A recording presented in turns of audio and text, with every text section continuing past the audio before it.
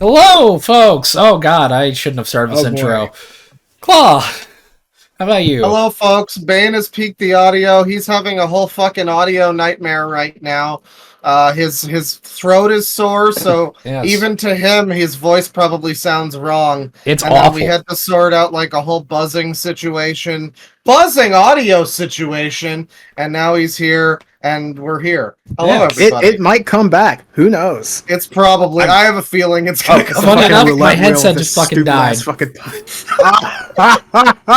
I can't even hear what you're saying now. Shit. Well, that's incredible. All right, so folks. Concord this is podcast actually is the going great, worst folks. game to Podcast possibly going ever exist. Yeah, and I the hate Flash is Suicide bad, Squad. and Now I can hear. Destiny is bad. Yeah, Oh, and Marvel's And Avengers, Halo that too. 4 is bad. Oh, you can hear us now? I can hear And you. Halo the TV series is bad. Whoa, hang on here. All right. Now, personally, I feel wonderful about this. I do. Are we talking about that at all? God. All right. Yeah, let's talk about it. Fuck it, yeah. Why not?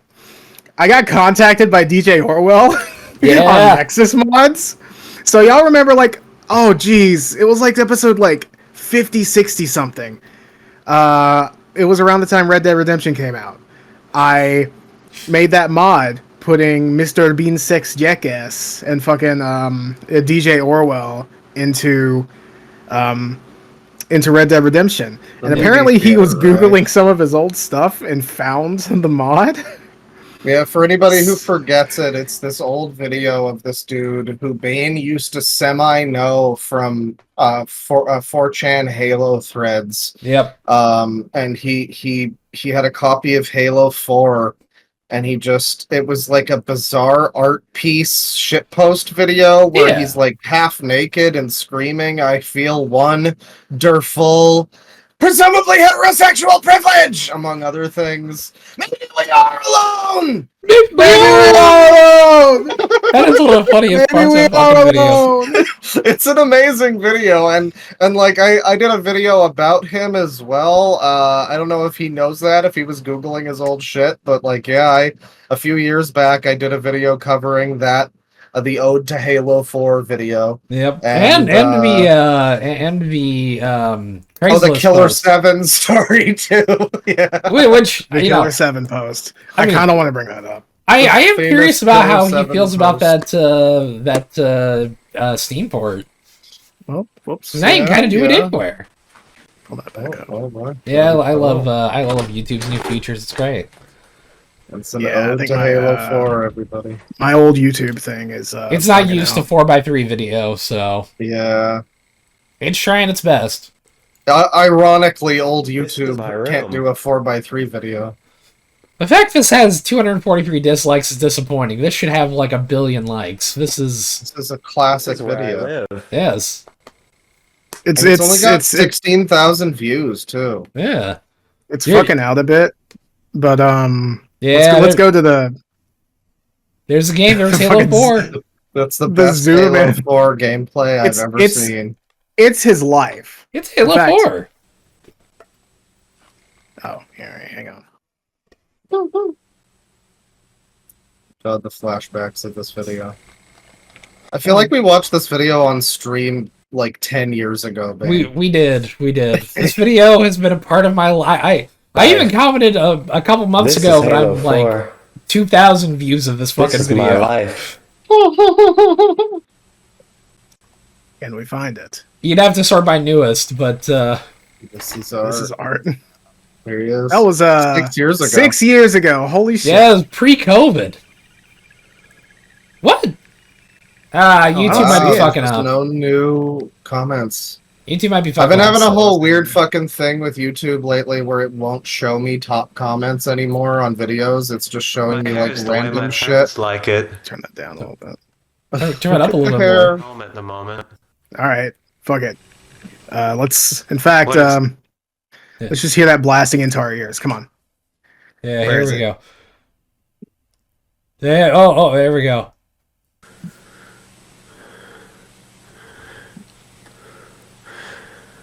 I feel wonderful. I feel wonderful. That is a Classic. Yeah, wonderful baby. image. Yep. Yeah, now of course there's been a couple Halo games since then. I'm waiting for Ode to Halo 5. Oh yeah. Yeah. Ode to Halo Wars. Presumably heterosexual privilege. We gotta have that. With a fucking penthouse, love- it is fucking Love it. great. Love Ode to Halo 4. I It's mean, Halo. I would just be fascinated if he does decide to jump on the podcast. I would love to know what he looks like now, because just I can't see him without that bizarre grease hairstyle. He's got to bring it back. By the way, I'm sure he looks like a perfectly normal guy now, but Yeah, we gotta record it in 2 parts. The first where he looks normal, and the second where he looks exactly like he does in Shirt the off. video. Shirt off too. oh yeah, dude. Yes. Either shirt off. I'll take or my like shirt off, The fuck shirt, it. like that shirt. I'll take my shirt off. I will just not. do the Are you first. fucking kidding me? We'll do the first shirtless loud equals funny so that we can be in unity with. I'll wear a wife beater that says Yo! that says online ceramics Silent Hill 2. How Wear a about that? Hell skin-colored life beater. Life beater. Life There you beater. go. That's the name of the what you episode, Life Beater. Speaking of which, what do you think about this Reactbot? Bro really thinks he's woke. Does he?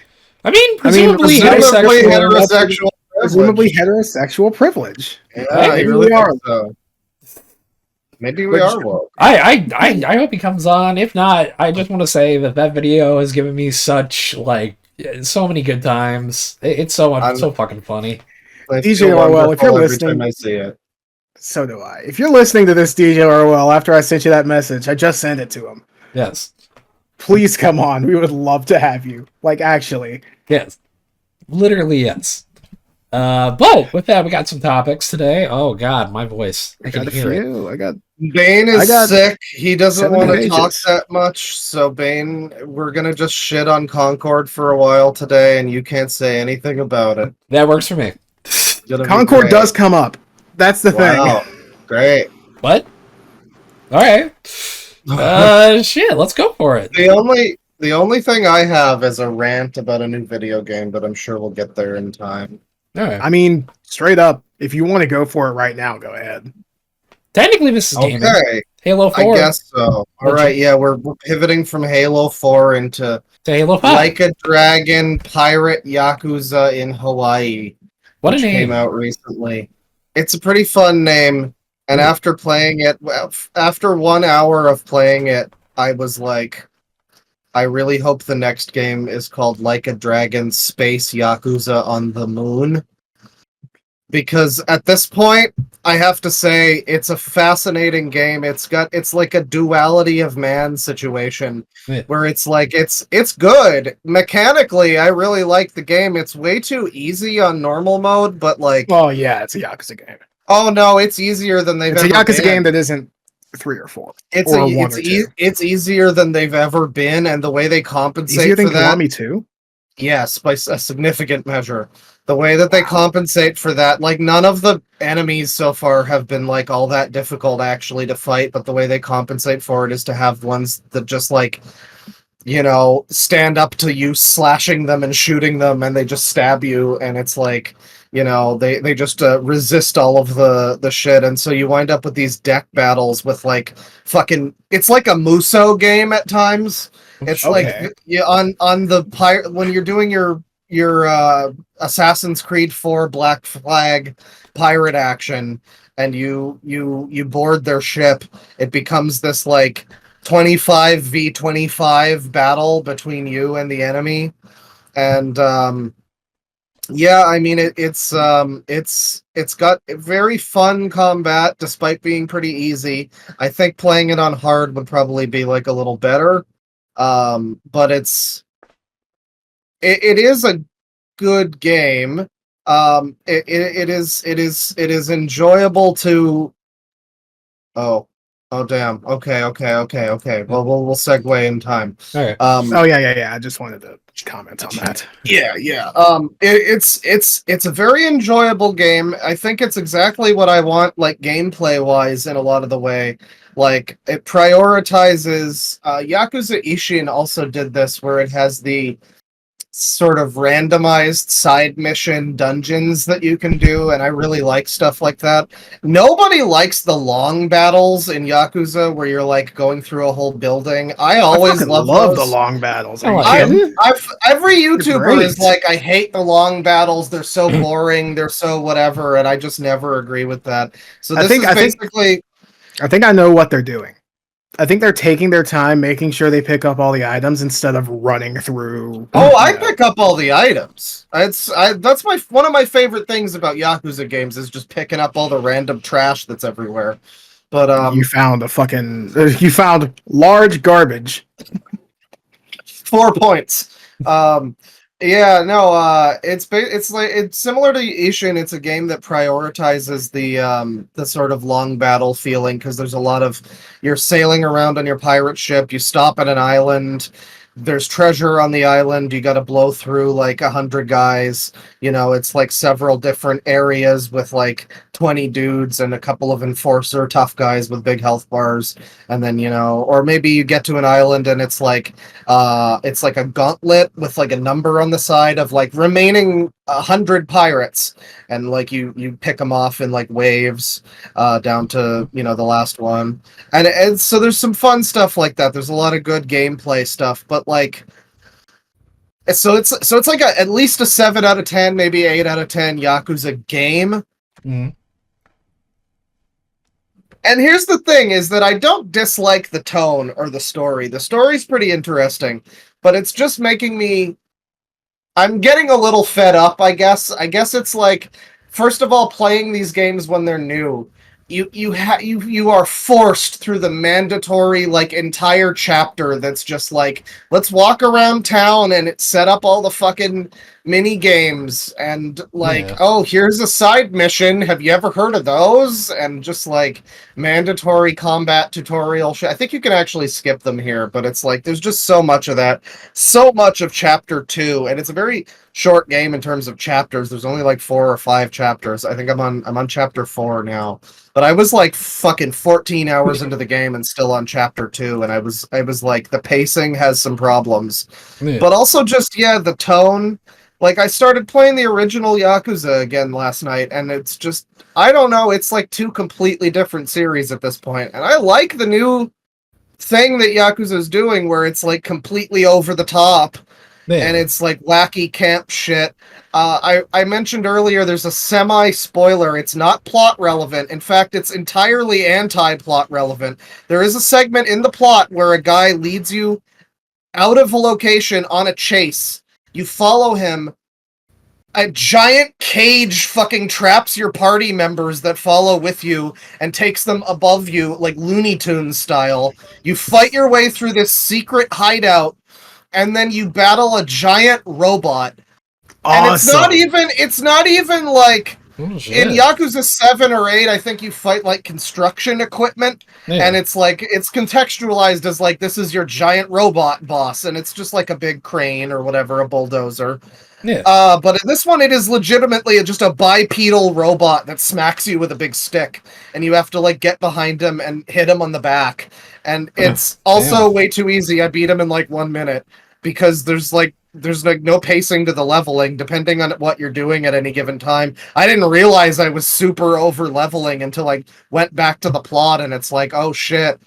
Jesus Christ, I just beat this very plot relevant boss in like 30 seconds and didn't get hit. Oh no. You killed Samoa Joe. Not yet. That's true. Not yet. Samoa Joe's in the game. I think that's I kind of forgot about that. I've been playing it on English, and right. I gotta say Matt Mercer's English Majima, I didn't care for it that much the first couple times, but he's definitely gotten better with it. He sounds like tonally, he sounds like he's hitting the right marks. There's definitely some characters in English that are like, for one thing, they got Deborah Wilson to play a character who's more or less Lady Dimitrescu from Resident Evil 8 or whatever. Yeah, I was wondering because she looked like it in like some of the previews that I saw. Yeah, she is, and she's like kind of. I won't get into spoilers, but it was just very fascinating to see a character played by Deborah Wilson who doesn't look like Deborah Wilson. Because that's like, I That's think typically at what least happens. 3 different games she's been in now where it's just been her face Kind of as the 7. character. I mean, yeah, Jesus Christ. she works for Raid. That's what I always say when people. Why do they always have to have her be herself as her character? Can it? Well, it's mostly like mocap and it's mostly like mocap and face modeling stuff.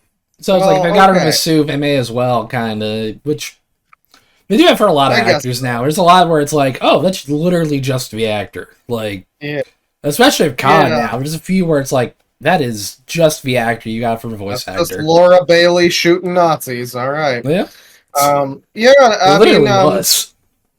But it's like completely over the top, and it's interesting to play a game like this where it's like it is good, but I can't get over the feeling of like, I don't know, like this feels like the game where it's obviously jumped the shark and everyone should turn on the series in a way. Like it feels like in any other series, it would be like, oh, that weird game where it was like a pirate game and they just completely lost the tone of the, like, whatever. But it somehow works here. And again, you have to divorce it of like modern Yakuza is bright and sunny and inviting and friendly and funny and wacky all the time and occasionally sad and touching, but like never in a way that you're not expecting.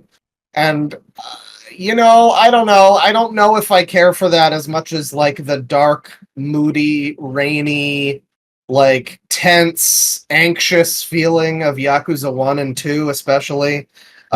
You know, even by the PS3 games, they were getting a little bit more like focused in the daylight. Like a lot of the time in the game would be spent in the day. Yakuza 1 and 2 had daytime stuff too, but I overwhelmingly associate those games with the nighttime vibe of it, like raining in Kamurocho. You got that fucking Unrest track playing, you know. And yeah, it's a completely different tone that's gone now. So it's like, I appreciate it for what it is now, where there's side missions where you're streaming Virtua Fighter 3 and trying to select the appropriate reaction for like streaming and not going to react harder and not going to like no reaction. Reactbot, what do you think about streaming Virtua Fighter 3? Ruh-roh. He's not good. He can't hit those Akira combos. I can't either. I get it.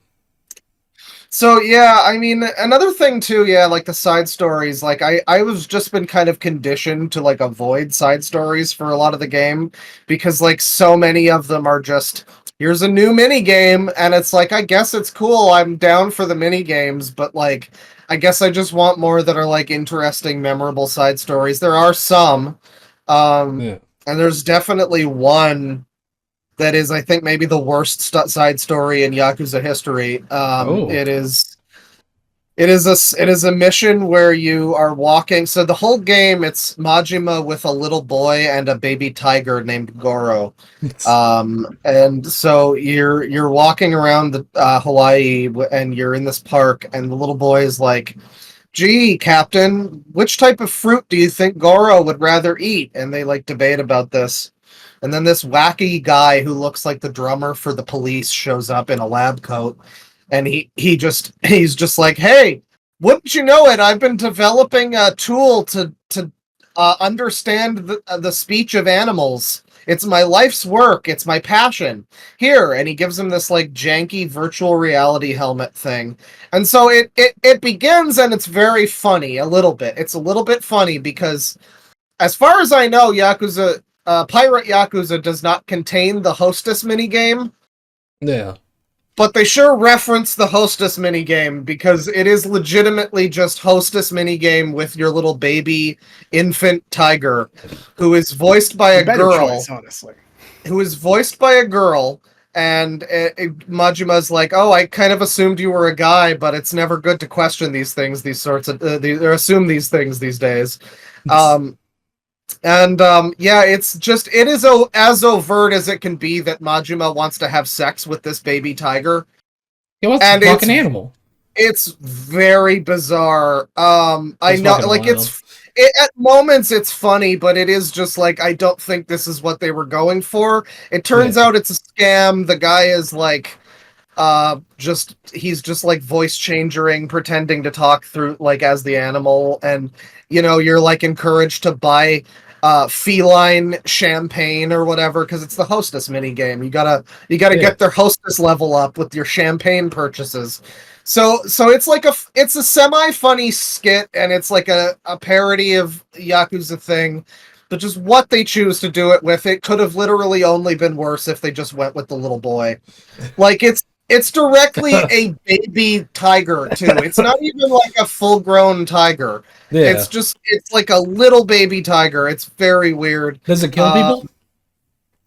Yeah, it attacks you enemies in combat. That's fucking dope. I like that. Yeah, if you're just in like a random street fight, it'll like claw at dudes. And well, okay, there's a spoiler, but at one point he claws someone in the back, and it's kind of funny.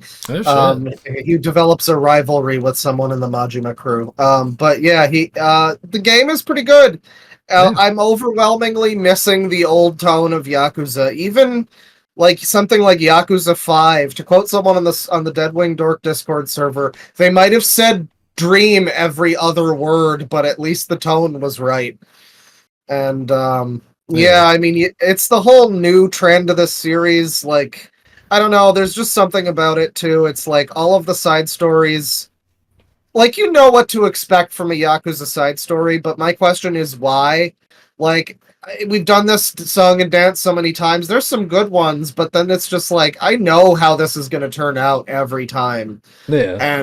And like, I feel like all you need to do is write stuff that's like a little bit subversive, a little different than I might expect. Something new, like it's a very narrow framework of Yakuza side story and how they pretty much all play out. So I'm just like, you could pretty easily expand that to just break fourth wall a little bit or something. Make it like a sad ending. There hasn't been a fucking Yakuza side story that's been like dramatic and sad since like Yakuza 2 or 3 or some shit.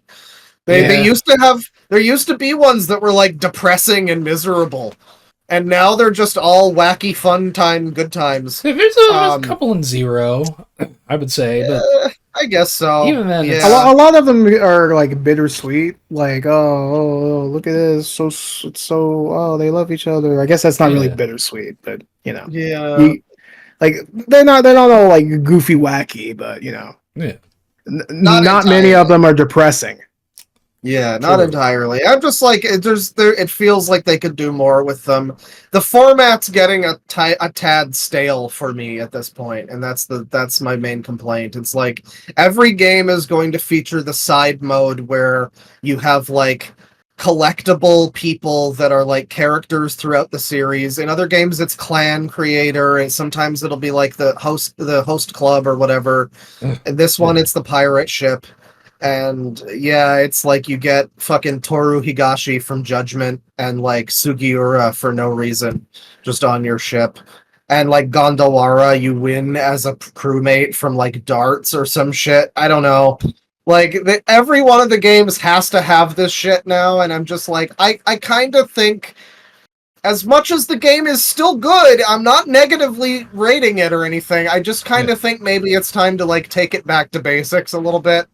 Like, have the guys that work there replay the original and just like go through it and see what beats, to follow, kind of thing. Because like, they're getting a little bit overbloated now. I don't know. As much as it's nice to have that sort of content, like there's a part, and I'll spoil this. There's a part in the main story where like, yada yada yada, main story stuff, whatever, and then just it cuts to like, oh, now we have to set up the overarching like hierarchy of side mission sub bosses that you have to fight, which it's like the real estate king or whatever from Zero, that kind of thing, the hostess club pleasure king and all of that. It's basically, it has that, but it's pirate stuff now, and I'm just like it snaps you from one plot beat to this girl's father is like dead and she's just sworn to take up fucking treasure hunting or whatever, and I'm just like, there is no better way to do this. Like, I'm sorry,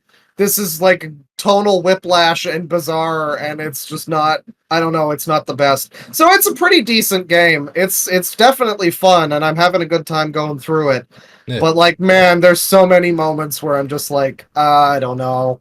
I wish when I miss when the games were a different thing. I don't mind what they are now, but I miss when they were different. Meat of all. I know. It's a big take, I know, but that thus concludes my Yakuza shit. I'll really quickly say I played a little bit of Avowed, and it's okay so far. That's all I got. That cringe one where the NPCs don't move. No, they move. I mean, it's not really going for that type of game. They move. The one where Oblivion's not hiring white people or something. Yeah, that one. I haven't heard much about that part. I would say the art director went on Twitter and was like, "We want to get as many crusty white dudes like me out of this industry as possible. So if you're black, yada yada yada." Yeah, well, that guy's cringe, but it's okay so far.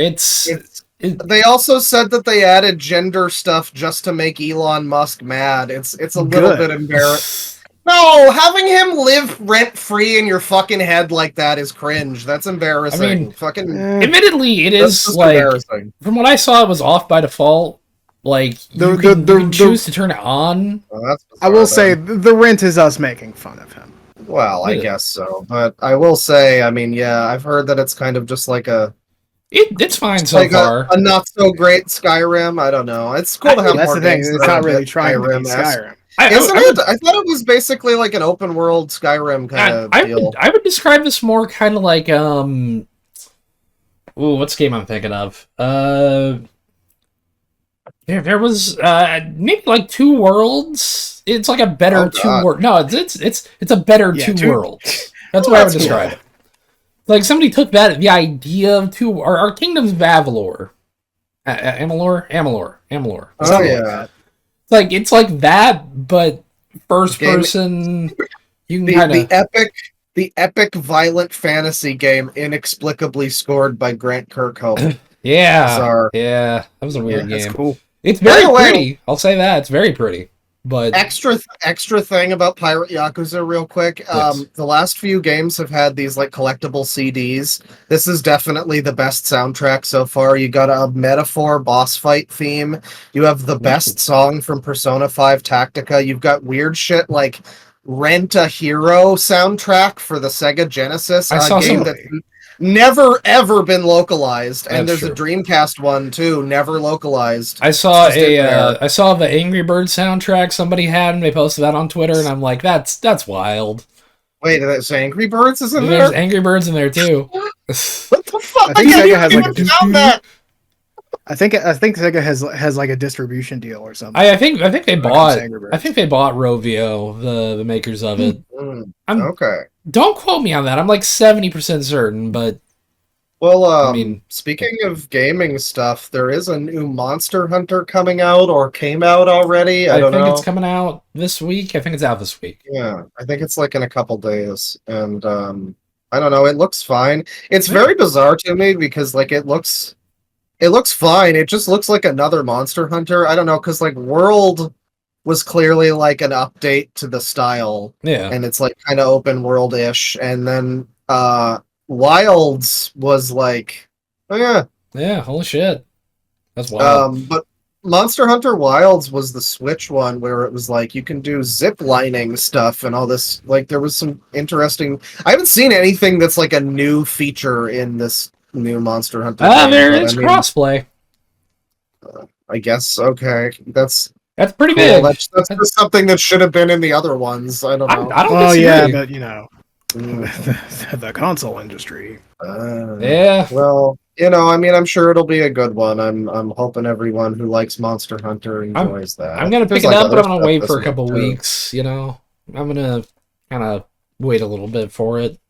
I've had a lot of luck with waiting. I think on games. Yeah, because I've gotten hopelessly addicted to Vampire Survivor. That shit came out 2 years ago, almost 3. I can't wait to get to Balatro 4 years from now. Honestly, if I get into Balatro, it's probably going to be within like the next 6 months. It's so fucking good. They just put it on Game Pass too, even though I already bought it on Xbox. I was like, fuck, but also, yeah. Anyways, yeah, I played some Vampire Survivors. I was saying before, like the main game is kind of. You even posted one where you were basically just completely untouchable. Like depending on what power ups you get, you just have a shield wall of 1,000 particle effect items. You can and only weapons. get killed by the insta kill at the end, and even then, you could probably put it off for like a second or two in game time.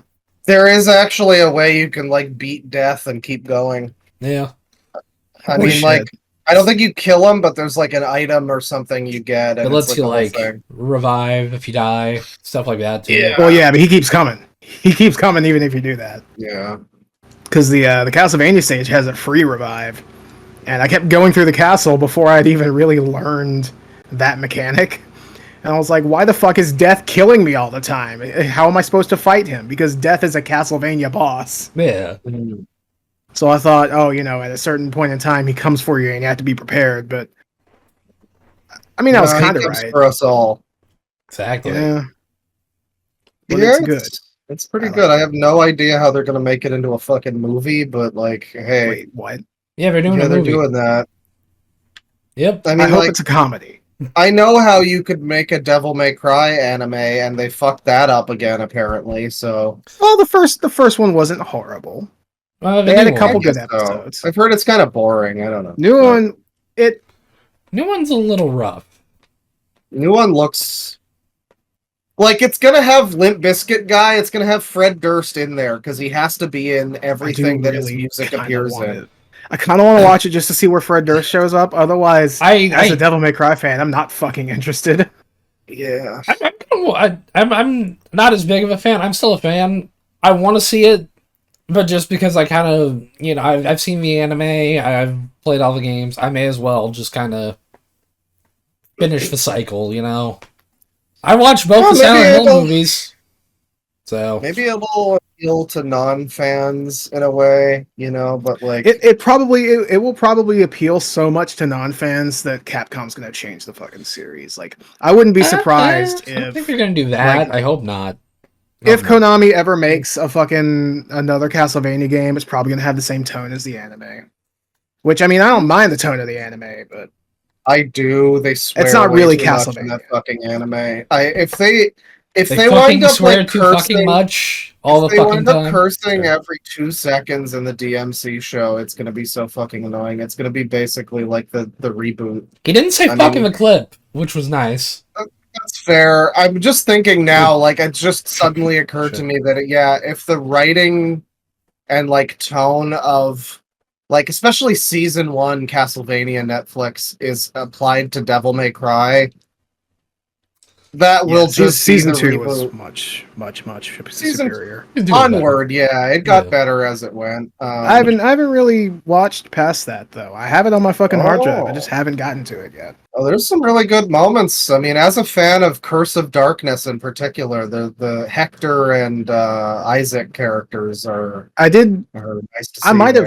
I might have seen Season 3. I don't know. I liked Hector a lot. And Isaac. Yeah. Isaac is fucking improved so hard in the anime over the original game. He's just like some jabroni in leather, anime fuckboy.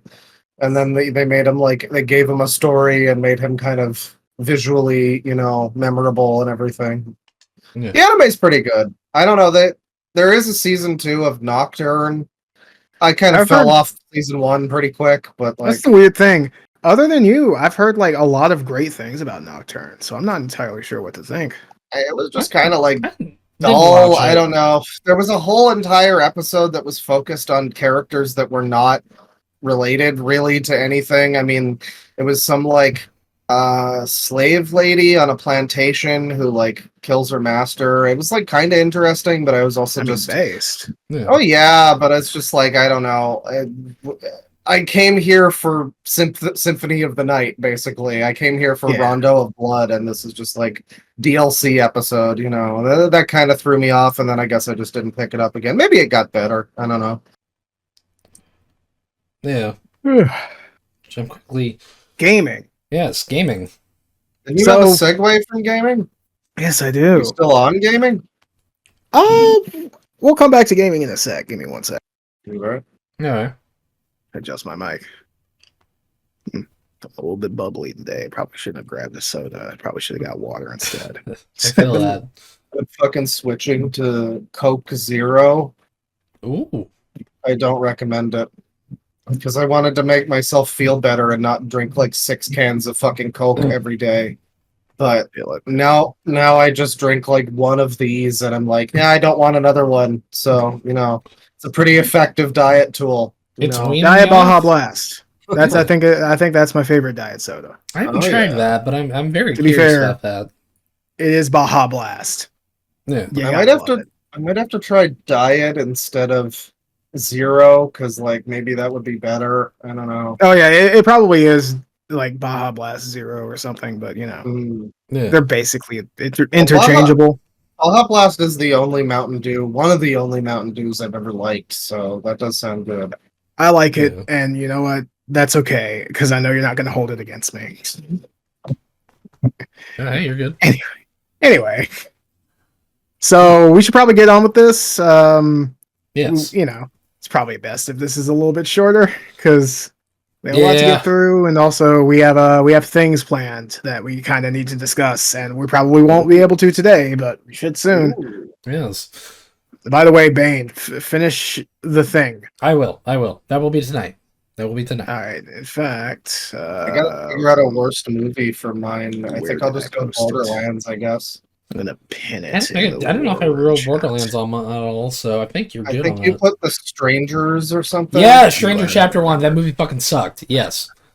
Yeah. One of the worst movie experiences I've went to was basically seeing a movie I already liked remade, but worse.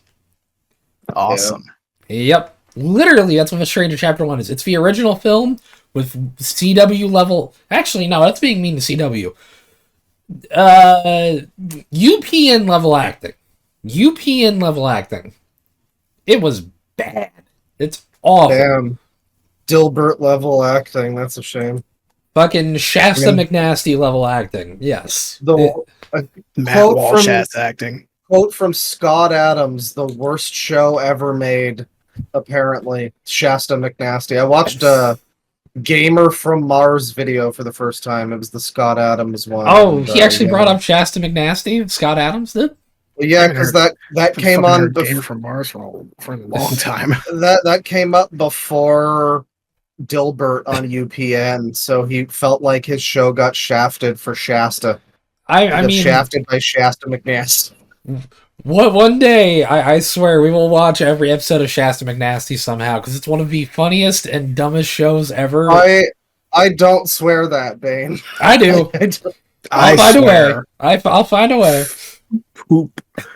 Anyway, we should probably go ahead and get on with this. Speaking of video games, so I have a little proposition for you guys, and it's okay if you say no. Yes. You want me to just fucking pick out a parody article each time we record? Every once in a while. Just to lighten the mood. Every once in a while, at least. Sounds nice. From the hard drive. Go visit the hard drive, by the way. Bang up guys. I love them. Leon S. Kennedy shoots down chainsaw-wielding Musk. God bless.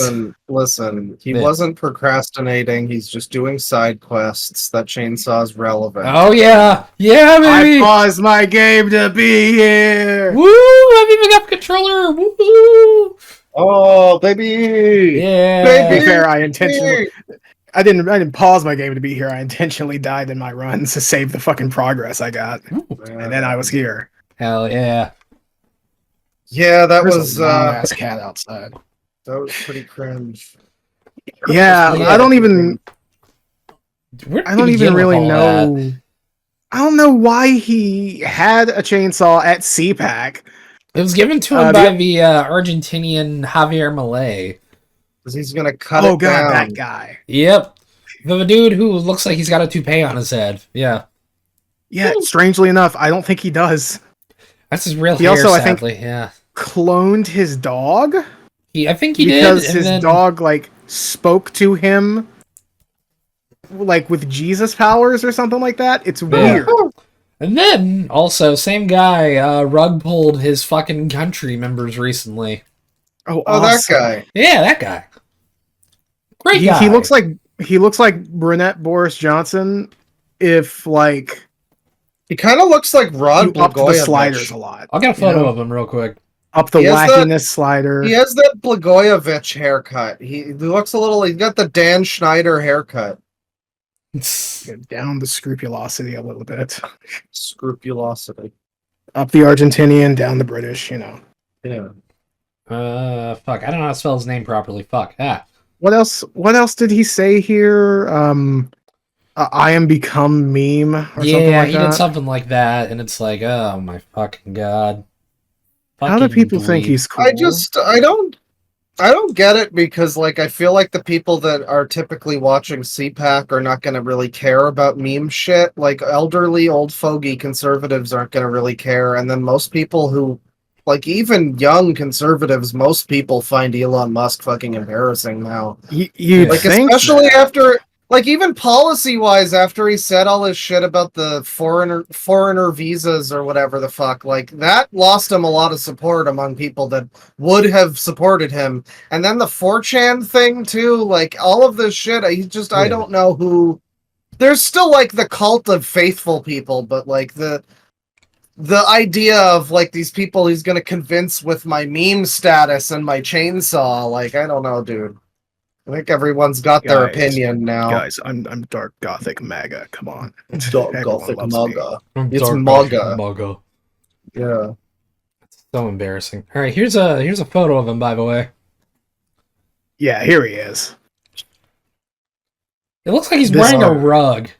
He looks like one of the monkeys. He looks like he was plucked out of the most ridiculous 70s gay bar.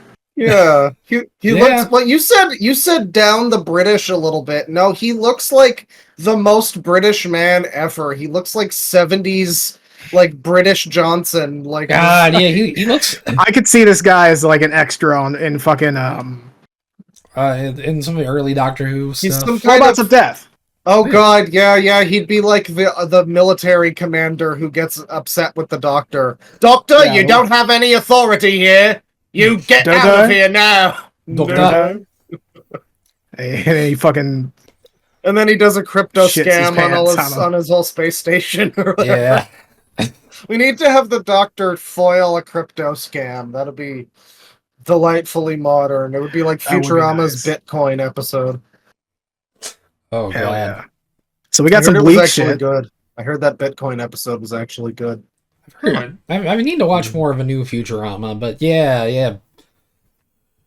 ASMR, illegal alien deportation flight. This is posted from the White House. Let's go! Twitter account. And it's just a fucking it's somebody getting Twitter deported. fucks up my computer, but it's literally just a recording, like a low angle recording of people being put into a fucking plane and carted out of this country for being brown. Not for being brown. They're not here. They're not in the country legally. Yeah, but it does feel weird they're doing it like this, Yeah. There's a whole thing. It's dishonest to act like it's just because they're brown. The first fucking day they ousted a bunch of fucking people who were literally just registered sex offenders that weren't even from the fucking country. Like, I don't know if it's just because they're brown. This is still a very tacky fucking thing to post. It is obviously. incredibly tacky. It's kind of like funny and like a bleak, bleak sense. Oh, it is absolutely bleak. Yeah. But I feel like I would argue if it wasn't Mexicans coming into the country a lot illegally, it wouldn't be as much of a problem. No, if it was mostly Canadians. No, but like you say Canadians, but like from what I understand, it is like there's a lot of people that are just like they'll come, like Chinese people will like come to Mexico and then hop the border. This is what I'm hearing. I don't know, maybe it's not true, but like supposedly it's all sorts of people from all over the place. Yeah, I mean, I feel like you could just get a fucking flight and then not have a return flight. Yeah, burn a passport. Just conveniently miss it. I don't know if it's that easy, but like maybe I don't know. Yeah. All I'm saying is like, whatever you say, this is a pretty ridiculous thing for the White House with the official check mark ASMR. ASMR, guys. The White House is posting ASMR. It's also. Don't you love that Elon is such a meme lord, though? It's so great. Anyways. I mean, maybe it's not Elon. It could have been Baron. Like, Baron is also the big meme king or whatever. Oh, we're going full Axe Gang. Yeah. I'm not even going Axe Gang. I'm just holding it. Hell yeah. With intent, but I'm not going to because I have a little bit of self-control. You know? Oh, damn. Just fun. But, yeah. Wow. Fuck. Bleakness. 101 fucking million Trump views. weed. Now they deleted that or something. There was like a thing where like they deleted it and Elon like retweeted it. It was some kind of like thing that Trump weed or the ASMR? The ASMR tweet. I'm not sure. I just kind of saw it and I was like, oh, cool. Yeah. Great. I mean, like you just sometimes you just nightmare. Sometimes you just have to laugh, though. I mean, in the face of all of this, it's like, oh, the alien ship is like gonna descend and kill us all. That asteroid. Sadly, the fucking asteroid that's coming for us, probably, it got its odds reduced to like close to 0. It's like 0.004 or something. Tristan, we can fight through. We can make a better world. We can Free find of any another brown meteor, people. Actually. Fuck what you're saying. We can find a better meteor. We can fuck a city killer. We need a planet killer. I do is Doomer post. We just gotta launch all our trash into space like Futurama again. And then eventually it'll come crashing back down and kill us all. It'll come back in like almost in like 500 years or something like that. Because it wasn't 1,000. Oh yeah, maybe. Yeah, because they did it like a while after Friday. Like got turned. I mean, frankly, that gets 2 birds stoned at once. You know, that's a great option. Hell yeah, brother. Yeah. Dude's right. Shoutouts to Trailer Park Boys, by the way. If you ever want an escape from the bleakness, that show is so delightful. I've never seen it before or recently. Oh, yeah. It's I'm surprised it hasn't been like adapted in like other countries, because I could totally see like an Indian or whatever fucking UK version of Trailer Park Boys. Like it's a great show, and it's really nostalgic for a time when things weren't quite so bleak. When a guy could go crazy in the streets, firing off guns, wearing a suicide vest, directly threatening to kill Ricky, and then come back in the very next season as with basically a slap on the wrist. I mean, that would definitely never happen now in Canada. So, you know, it's a simpler time. It definitely set the stage for things like It's Always Sunny and stuff like that. Like, I don't think there would be no Always Sunny if there was no Trailer Park Boys. Like, straight up. I don't think that would have happened. There's so much inspiration there. It does a lot more with the format of the mockumentary thing than The Office has ever done, too. That's one of the things I find pretty cool about it. It's like the guys holding the camera are often referenced and like, can you get them out of here? I don't want them in here for this moment or whatever. Yeah. You know? So it's a good show. Check it out if you ever want some comfort viewing when you're. And it's got commentary too. Don't think it's just mindless entertainment. It's one of the smartest shows I've ever seen about the stupidest people in the world. Some good comfort viewing if you want to not think about the impending blackness. Yeah. All right. Let's go to my next story though. Oh. Phrasing. I said blackness, not brownness, Tristan. Come on. So yeah, Trump weed. I want to thank Alan, our wonderful patron. Yeah. For I posted about the Olivia thing like once we were done recording, and he commented this Trump weed and said it was loud equals funny coded. And I was like, oh my god, that's great. It totally is. I did like a little, our weed is the best, it really is. Colombians, I love Colombians, it's great. Except when they come into our country, legally or illegally, to be honest, I fucking hate them, but I love them. I'm going way off of Trump and going into like sore throat old man. Yeah. Well, I gotta return to my anchor phrase. Now let me tell you something, okay? I might be losing it, sadly. Yeah. Not practicing enough. Yeah. There's just not enough funny Trump news to happen to make fun of his voice anymore. Oh, yeah, no, I know. This, okay, hold up. Yeah, now I know. All right, yeah. Okay, go on. You know. Wait, what's going on? So, I posted a little funny thing, like, oh, hey, look at me, I'm pretending to be Trump. And then he responded, by the way, the guy died, and he said the circumstances in which this guy died, and immediately I was like, okay, well, have my first one for next time. Oh, yeah. Cool. So from Donald Trump Weed. Reviews. Oh, they have a whole reviews count, and it's verified. Ooh. Well, they paid for verification. Well, yeah, but you know. I'm guessing it's probably the same guys. It's just... Yeah. Hey, this is a reviews channel, not official. Not official. So they say rest in peace, Stephen Regini, and then put his at. Sorry you had to go out the way you did. Despite everything, you played a role in getting Donald Trump seeds because they're weed seeds, not like it's not actual weed.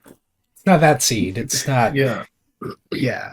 You played a role in getting Donald Trump seeds off the ground. Wish things turned out differently. Stupid retard. They're supposed to go in the ground, you dumbass. Fucking moron. Rest in peace. Well, you say that. Yeah. Wish things had turned out differently and you got the help you needed. Now, Claw, I want you to guess what happened. Died doing what he loved, watching blimps. No. What? Okay, hang on. Okay. He was. I feel like I need some explanation. He was a minute man, and he died in a gunfight trying to kill a Mexican or something. Surprisingly close. Yeah, kind of close. Buckle up to this. Buckle up to this one. New York Post. Ray from the New York Post. Crazed Maine dad rants against abortion, gay rights during armed police standoff before being killed by SWAT team. Deadly Premonition 2's on sale. Hey, that's nice. Wait, hang on. I got a message back. Oh. Okay. We'll wait on that. Okay. Duly noted. So, crazed Maine dad rants against abortion gay rights during armed police standoff before being killed by SWAT team. Can't believe Bane's dad did this. Oh my god, there's video. There's video. Oh my god. There is video. I'm not gonna. Does it have the audio? I think it does. You got to play the crazy person audio. My name's Stephen Regini. I am a resident of Maine, and I had the cops called on me. A SWAT team showed up, and I am now engaged in a shootout. My state has been the #1 abortion and gay rights state in the entire country, and I've been segregated against for my beliefs. Now they're trying to arrest me simply because I do not believe in gay rights and abortion, which is the #1 state of Maine. Yeah, that's absolutely not. They're an abortion mill. So I'm here. I'm in a shootout with authorities who are protecting the rights of doctors to murder babies, and they are protecting the rights of children to be ripped out of the womb and killed. What? No, was this what got him in the standoff? What got him in the standoff? Ooh, lion grabs man through bars. Ooh. Yeah, I don't want to show that on the fucking thing. I don't want us to get fucked too bad. So, posted a video of himself ranting on X. Go down. Holding a gun during a standoff with police. So what happened? What led to the standoff? If we keep going down here, So his 18-year-old wife. I don't know how old he was, but 18-year-old wife. I was fighting with her and pushed her into a wall. By the time cops arrived, his wife. Oh, yeah. I want to. 29. Oh! Oh no! So he apparently been fighting with his child bride here and pushed her into a wall. By the time cops arrived, she was out of the house while he was still inside of their 4-week-old daughter. Oh fuck! So they had a daughter, right? 4 weeks old. So a little over 9 months. Yeah. How long do you think it was ago that she turned 18? Is she like 18 and 12 and 11 months and 29 days. Is that or is she like turned 12 a month ago? Right, yeah, turned 18. I mean, I'm guessing not, because there's no like police investigation into specifically him doing funny things with minors. But still, fucking. Yep. A minor. Yeah. Hey, Drake. All right. But yeah, keep going down here a little bit more about this react. Bro looks like Coco Melon. Does he? This looks nothing like Coco Melon React. Bro was using Coco Melon as bait to get that pussy. Reactbot could have said he looks like anything, just that there's a guy on the screen and he said, bro looks like. Just that killed me. This got me feeling a type of way. Hell yeah, brother. Me too. So he basically, from what I understand, pushed his wife and then resisted arrest and shot a dog.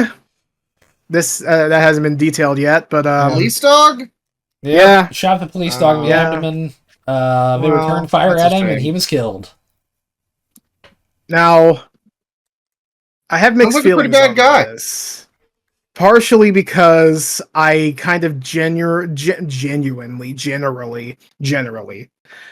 I sort of generally understand how cops go about things, and they send dogs in knowing that it's basically a 50-50 shot on, apprehend a suspect or they shoot at the dog, meaning that we have an excuse to shoot them. Yeah. So this guy was already a crazy person and was already shooting them, so well, I don't think he was to use a dog like a canary in a coal mine like that. Yeah, but, it does. I feel 100% bad for the dog.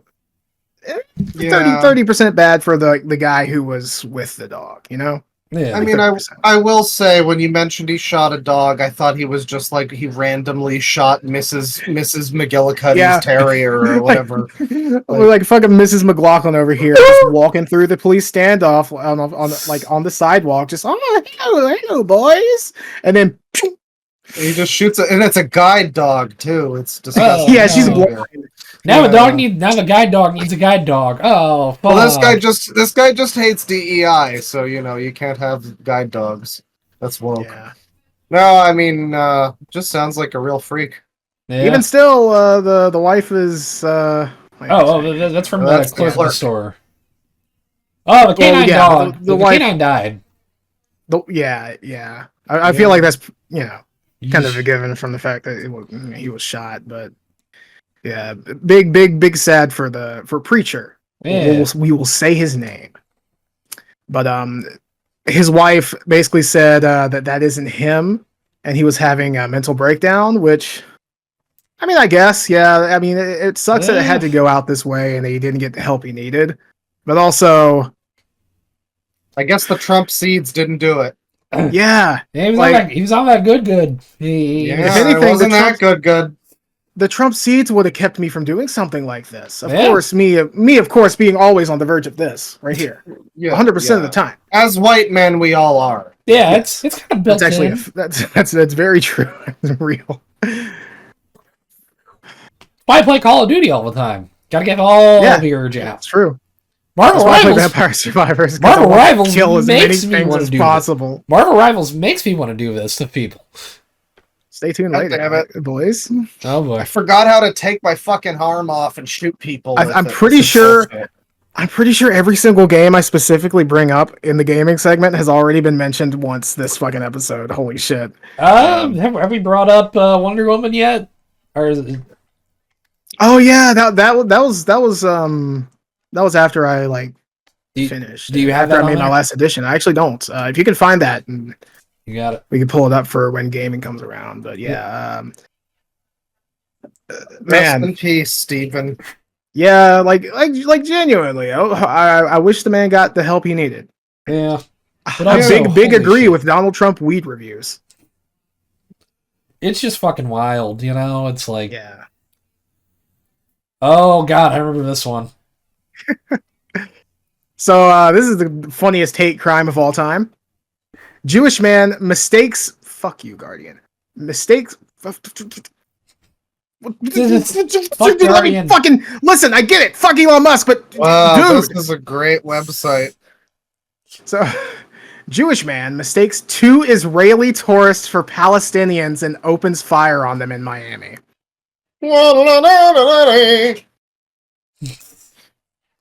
Mordecai Brafman.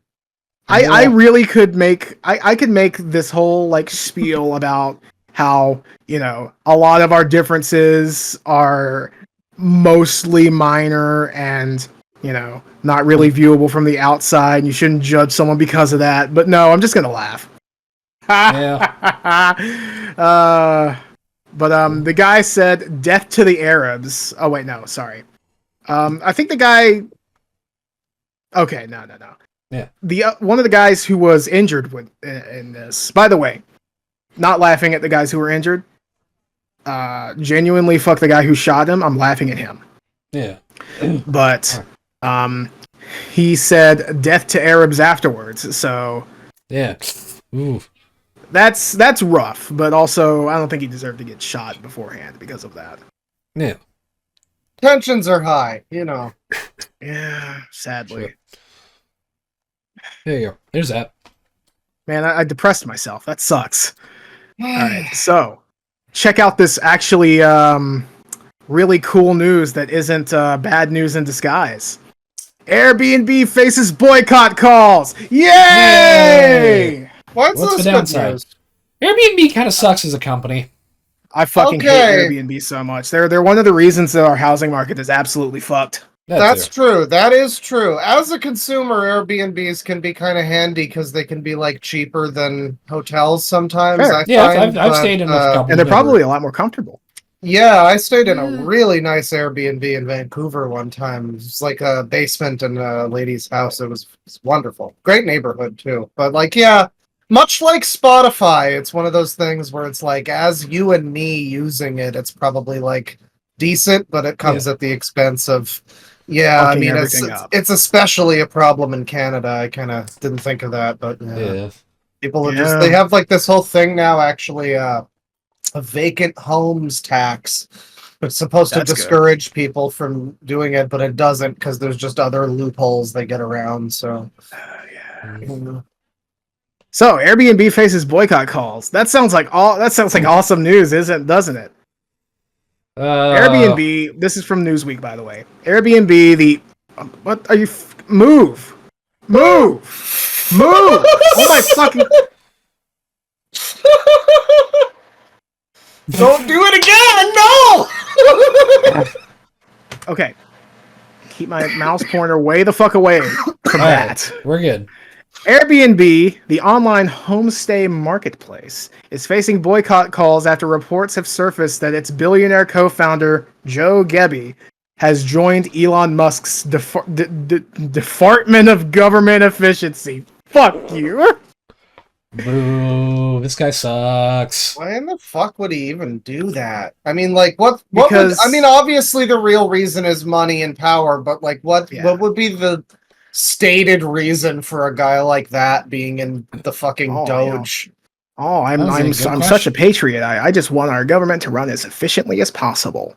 I guess he's got like real estate expertise and stuff. Maybe he has some understanding of maybe, like, but that's not even really government necessarily.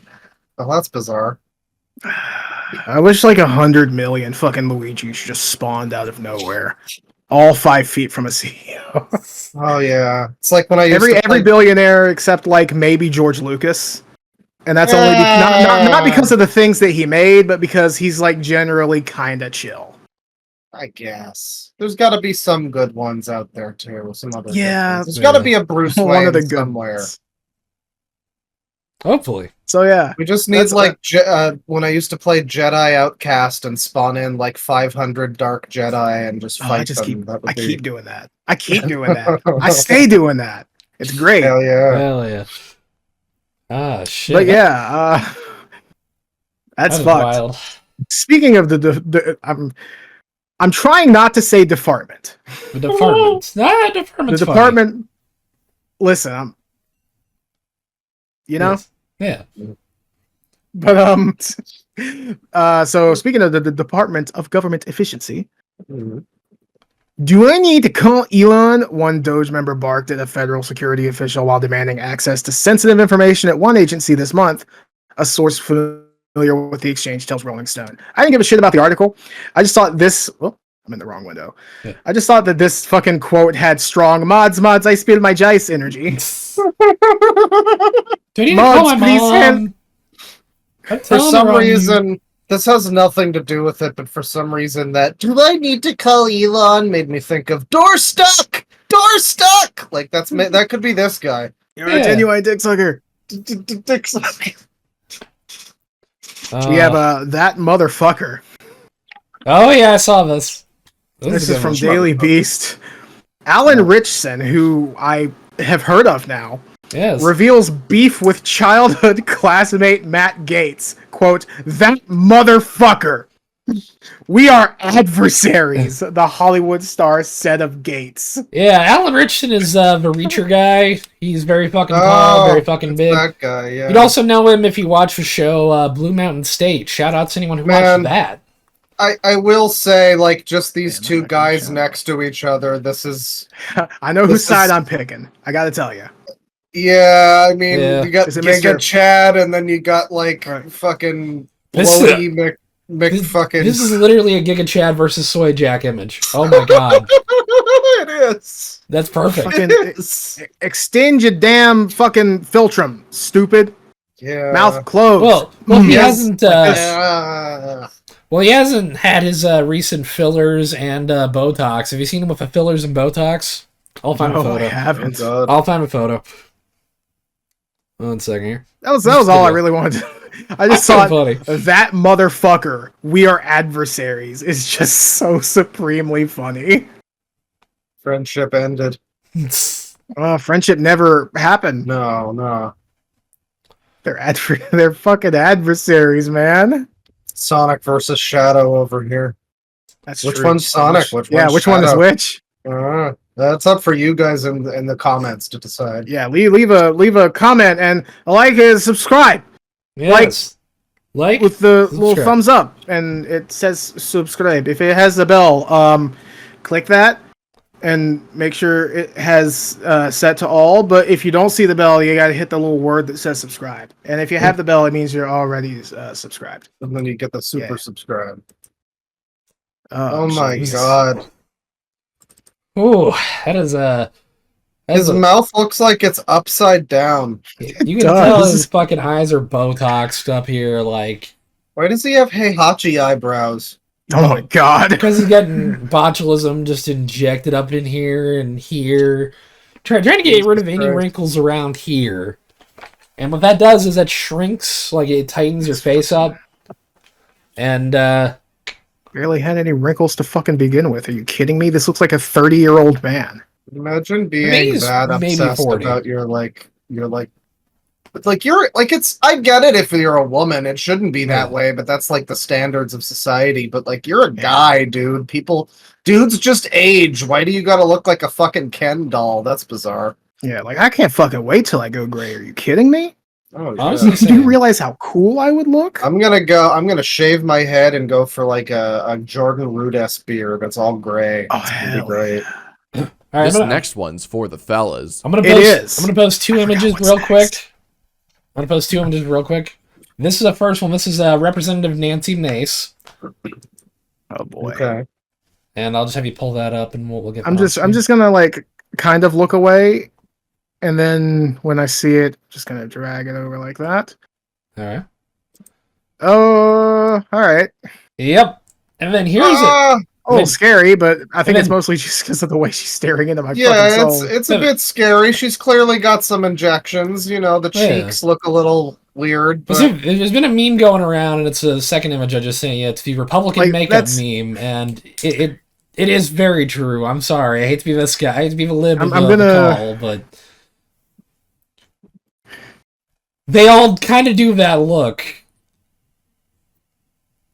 I mean, I like that the Republican makeup lady's eyebrows kind of look like the Heihachi brows on the other guy. On Matt Gaetz. Shit, I fucking closed it. Shit. Yeah. Oh no. Hey. This looks like one of those pictures where you make his face super tiny. FOV wide, FOV narrow, FOV wide, FOV narrow. Oh yeah. God, but yeah, no, man. that Republican makeup thing has just been going around, and every time I see that fucking image, it's more haunting.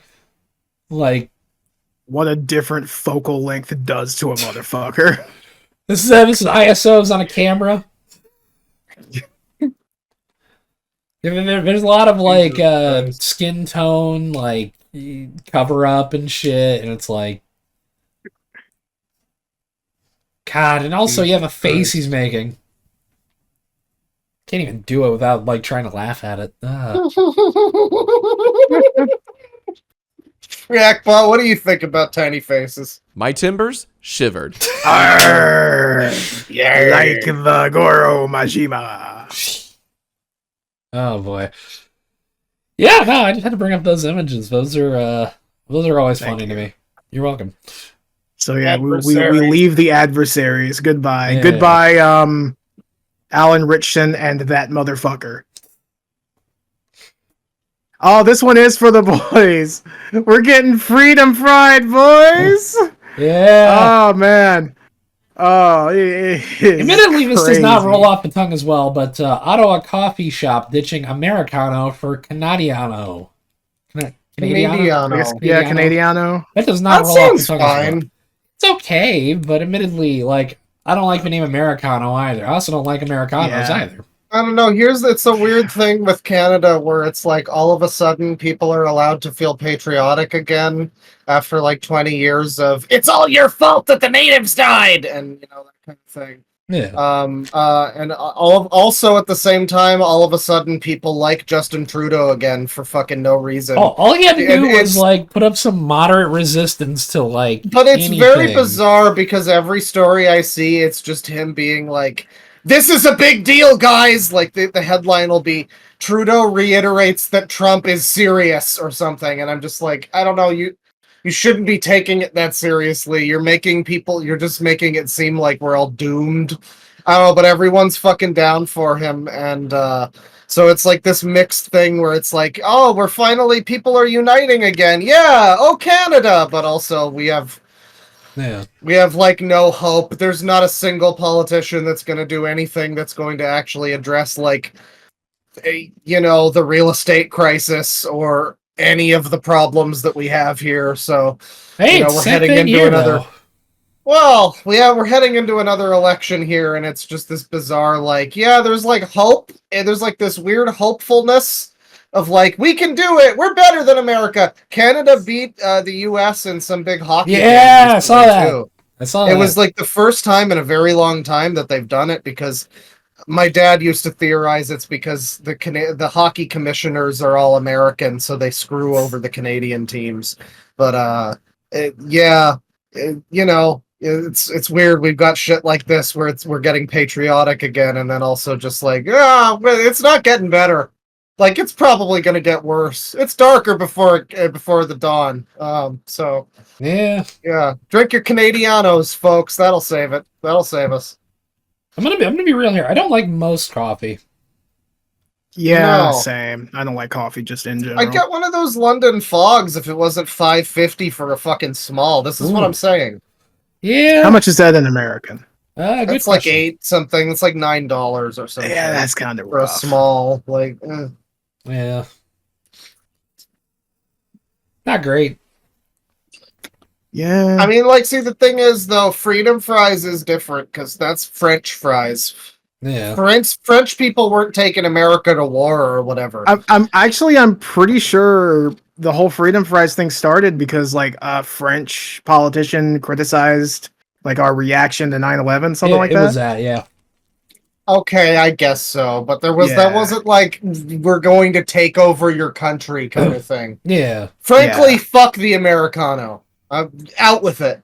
For real. Fuck most coffee. Yeah, I mean, report from Canada, a lot of us are no longer buying American products, just like, and it's not even because of tariffs, it's just like, well, for one thing, I'm like, I want to find a Canadian alternative to this thing that's American that I've been buying because it's going to go up in price, so I'd like to find something that's like domestic, and then it's just better, isn't it? Well, not necessarily, but it's at least comparable. Like, I haven't missed switching to Canadian whiskey, although I do like Maker's Mark, but yeah, like people are just not buying shit that's American. I mean, like, Coca-Cola or whatever, but that's like produced in Canada, so it's whatever. Yeah. But it's a lot more like people trying to support local stuff here now. So I guess that's good. Hey, that's awesome. Ups, But what's going on here? Yeah, I think Freedom Fries and all that's really fucking stupid. Same with like changing the fucking name of Gulf of Mexico, but also we've literally done that twice now, at least. Yeah. So yeah, we were owed one. Something turnabout. I like Ace Attorney. What about you guys? I do too. Oh boy, I really gotta get into Ace Attorney, man. Oh, here we go. I think we got a good one here. Ooh. We got some insane shit. I'm just gonna skip past my thing. The WhiteHouse tweeted this out. Another banger from the WhiteHouse. We love those guys.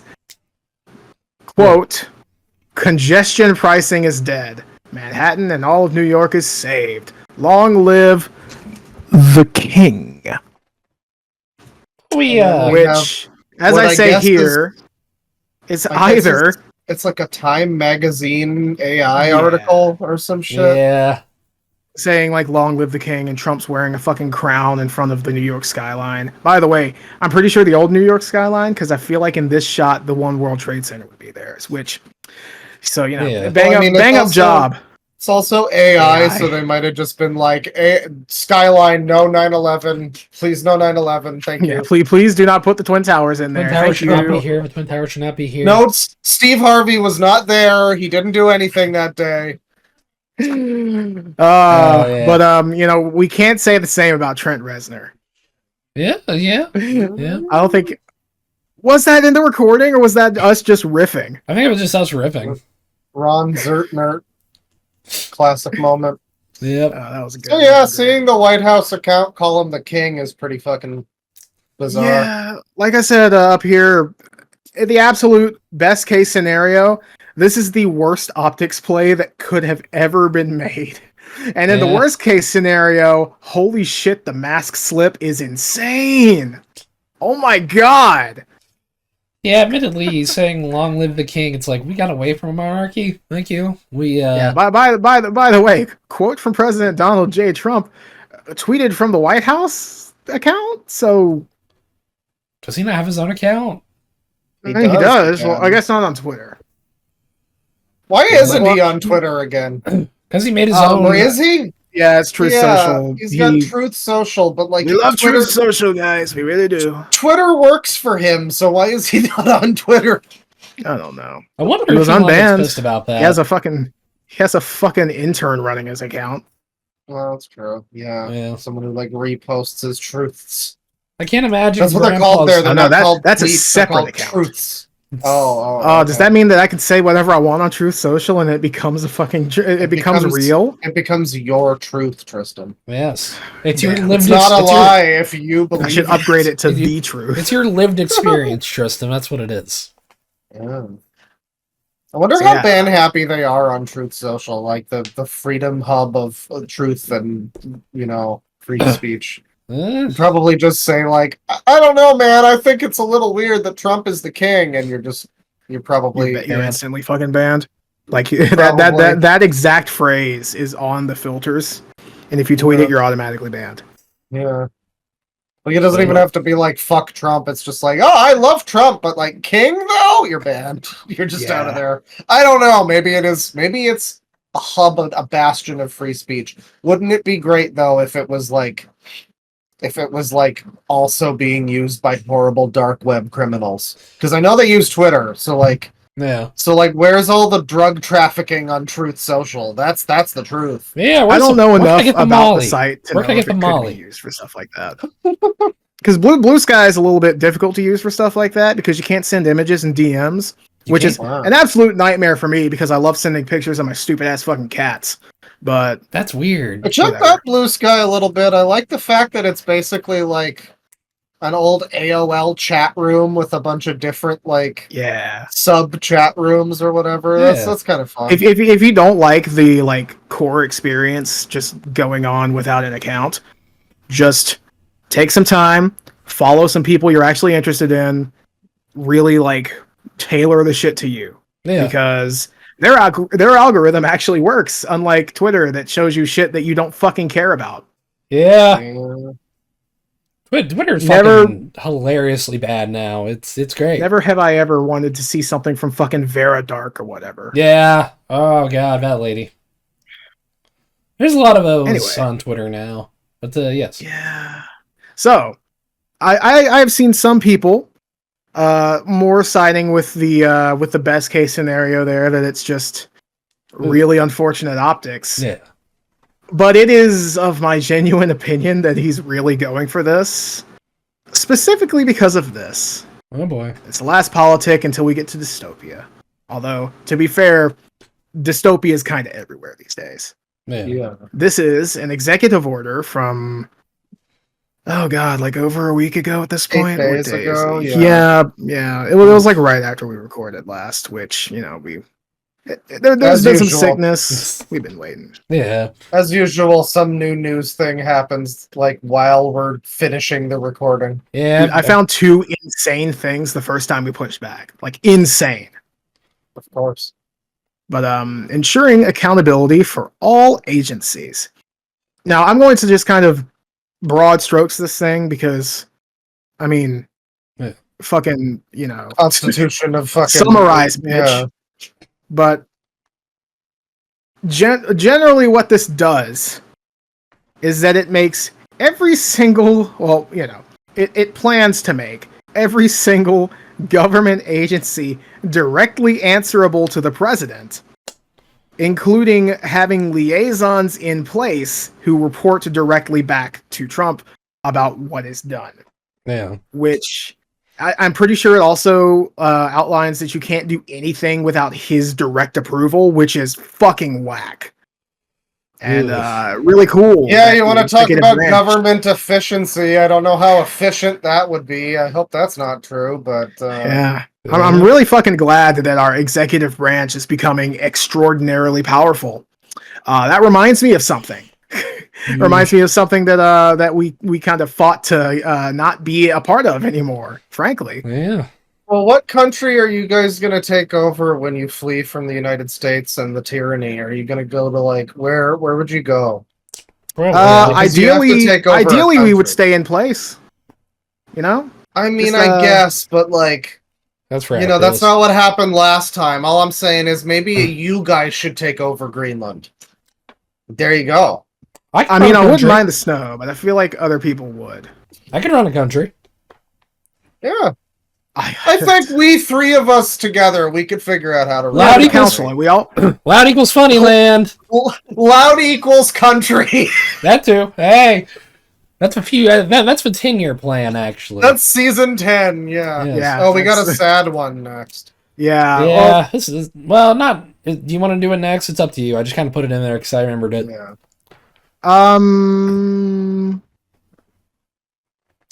Yeah, let's do that now. All right. So this one's tragic. Michelle Trachtenberg, who I remember from stuff like Road Trip. She was Dawn Buffy, Summers on obviously. Buffy. Yeah. Trooper Scare, if anyone remembers that. But she was also Georgina Sparks on Gossip Girl. Gossip Girl for 6 years or something. She was pretty big on that show. And I remember I remember her from a lot of stuff, but she apparently. I remember she was considered one of the most attractive women in the world in the mid 2000s. I have a little crush. I'm not gonna deny. I thought she was very pretty. But she hasn't really been doing too much lately. But she's been having I think liver or kidney issues, and her mother found her passed away, I think. Oh yeah, that's right. She was Harriet the Spy. What a sad thing. Yeah, fuck. And then, of course, stuff like and House. 6 Feet Under. She was in that. Damn, I forgot. It's wild, and it sucks. She was a good actress. Yeah, apparently it was like she got an organ transplant, and then sometime after the transplant, I guess there were complications, and she was found dead in her home. It's kind of a tragedy, where you think your problems are over, but not so much. Too, man. That sucks. Very young, like, because you hear someone dying in like their 70s or 80s, and it's like that feels old, but it's like hearing someone die at 39, it's like, whoa, fuck. As sad as it is that David Lynch passed away, you know, if it wasn't for the bad, circumstances that surrounded the actual fact itself, the poor air quality and stuff. Yeah, he was already like dying of lung cancer. It's understandable. Yeah, but this is just. But he also lived a long life, and got to do a lot of. Speaking of which, we'll get back to that later. Yes. Ooh. But yeah, no, it's not very tragic. Specifically, David Lynch. Loud equals tragedy, folks. Yeah. Loud equals tragedy. Genuinely sad. But yeah, dystopia time. Yeah, let's get into some funny dystopia, guys. Aren't you excited? Oh, yeah. Aren't you excited? All right, You okay? Oh man. Hell yeah. I really shouldn't have done that. I think. Did that break into too many pieces? Should we take a quick break? What did you do? Oh dear. What the fuck did you do? You want to take I shook my desk too hard, and the Banshee fell apart. Oh no! Oh shit! Do you want to take a small break? It should be fine. I don't feel any other pieces. The only reason I'm saying that is because I got a piece, so I think we might take a. Oh, okay. Yeah, go ahead. Take a quick fiver. We'll be back in as fast as you know it, folks. Yes. Yeah. We're back. Hey. Maybe we are alone. Maybe we are. Dystopia's gonna have to fucking wait because I got a response from DJ Orwell. Yeah. Hell yeah. Good news and bad news. Oh. Bad news, well, kind of news. He was kind of non-committal about it. If you're seeing this, we'd love to have you on. But I asked him to if he could prove that it's him. And ladies and gentlemen, if you I'm going full screen. Time of recording, huh? I'm going full screen, yeah. At time of recording, if you go to Ode to Halo 4 by DJ Orwell and check the description at the end, hi, Garbaggio Goblino, boys! Oh, it's him! It's really fucking him! That's Holy shit! Amazing. Well, we're a big fan of your work, bud. Please come on the podcast. We'll shitpost. So fucking awesome. We'll talk about Halo. We'll talk about the old days on 4chan. It'll be great. Yeah. Or whatever you're into talking about. We want to know about how. Look at that. That's from Halo 4. We want to know, aka. Exactly. We want to know how Ode to Halo 4 guy and Killer 7 Craigslist guy is doing now. Literally, we want to know the man behind the Craigslist post. That is one of the funniest fucking Craigslist posts. Yeah. Yeah. I'm gonna emulate the GameCube versions to be like authentic-ish. Maybe we are alone. We aren't alone anymore. All right, I'm gonna finish drafting up my response to him because this is kind of crazy. Yeah. So I said, "That's amazing. We're recording now, and now to have everybody's reaction." Hell yeah. But I feel like probably you should go to that next story real fast while you're doing that. We're recording now, and everyone's excited. Yes. No worries. Maybe we are alone. If maybe we are. Can't. Yeah. But it was great speaking to you. One of the funniest videos. Damn good one. That's right. Yeah. Forcefully. Better have a damn good one. There we go. There it is. I'm gonna keep his shit out of the thing. Is that a video on the sidebar about the Guna side? That looks like a warthog. No, down there. It's behind ReactBot on the bottom. Oh, is that Guna side? The disturbing world of gooning. Okay. Yeah. Oh hell yeah! I thought it was going to be love a learning deep all about dive gooning into the Guna side, but They should Consider really their goose cooked. consider their Holy shit, goon thanks. cooked. Reactbot. What do you think about DJ Orwell and his fucking message in the description? If this gets 10,000 likes, nothing will happen. That's so fucking true. Yeah, yeah. We love you, Reactbot. Thank you. Fuck yeah, Reactbot. So now that we've gotten really way too excited about Dystopia, to be fair to me, Yeah. and gotten a cool reply back that we're all like really thrilled for. It's time to get into some Dystopia, and the first one is really really sad, but also kind of fucking funny. Also, I hate the article image for this. Well, I mean, I guess it's not flying. I saw this. Crypto trader kills himself on X live to create a meme coin. Yeah, I saw the video actually, and yeah. I have not seen the video, and to be fair, though, to be honest, I get my words mixed up. Fair enough. To be honest, I really fucking don't want to. I don't blame you. Yeah, Jesus Christ. It literally was a dude. Like, don't get me wrong. The fact that a crypto bro shot himself to create a meme coin is funny, but also that's fucked. Oh my god. But also, what makes this even funnier, I don't think it even like blew up very much. I think it like tanked immediately.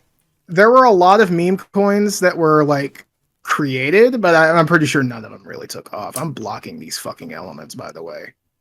Fuck your little ticker.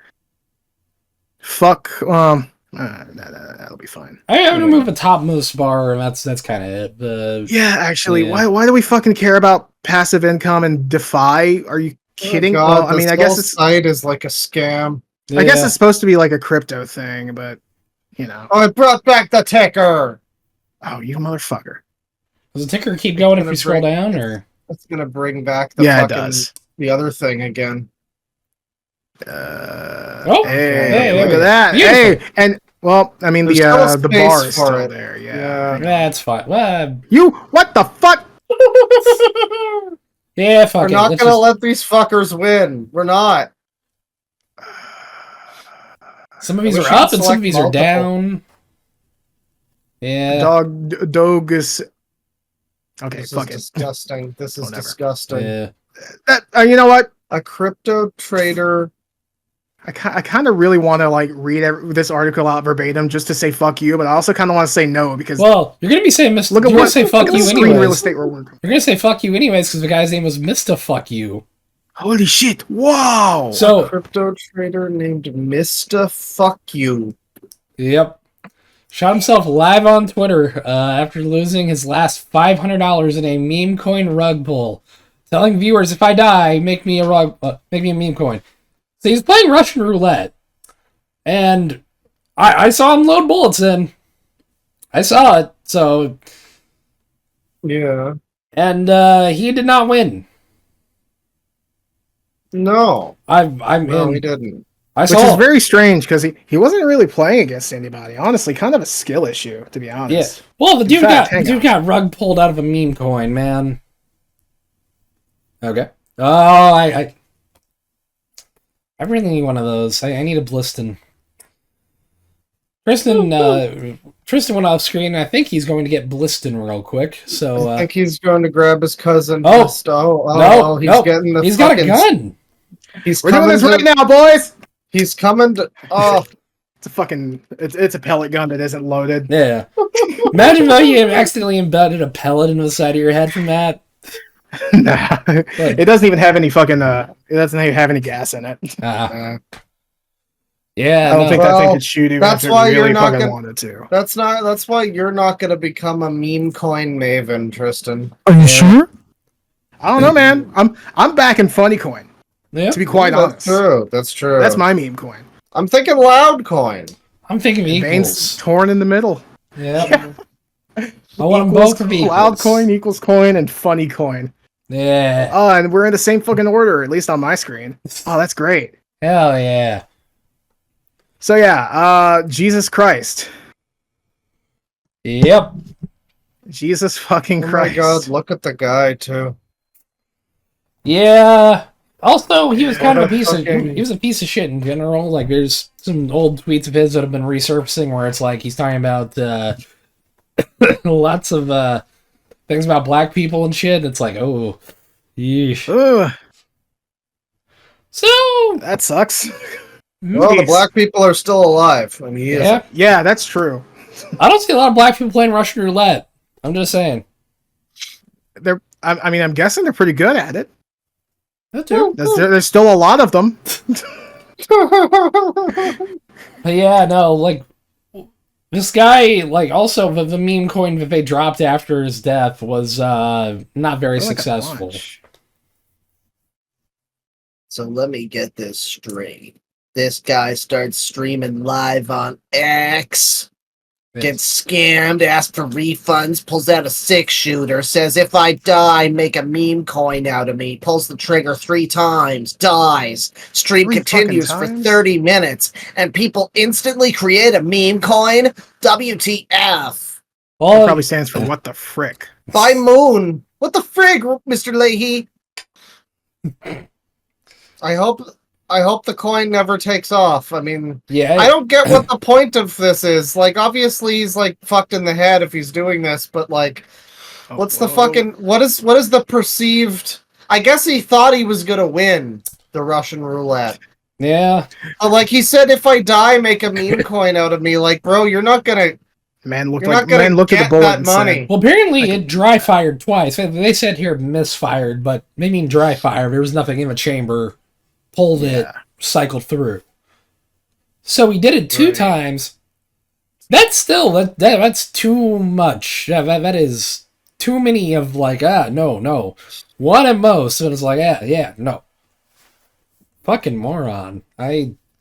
You got insanely lucky twice. The luck just ran out. Also, what's this fucking 5.7 ass round? Are you kidding me? That is a really tiny bullet. I feel like this wouldn't have happened in the 90s. You know, like the world is just crazier now. I mean, when people shot themselves in the head, it was mostly because they were rock stars and they were sad. Or they really liked Bjork, or if they did this, they actually did it for real money and not like meme coins. So, well, sure. Yeah. I mean, he had like the Dwyers and whatnot. Oh, stay back. Yeah. But like, I don't know, man. This is just it is a bit of dystopia for sure. This is where we are. Yeah. People are killing themselves for meme coins. This is 2025. Also, killing themselves for meme coins because they got crypto by meme coins. It's an Ouroboros. It's eating itself. Oh yeah, I forgot about that element. No complete global saturation needed, honestly.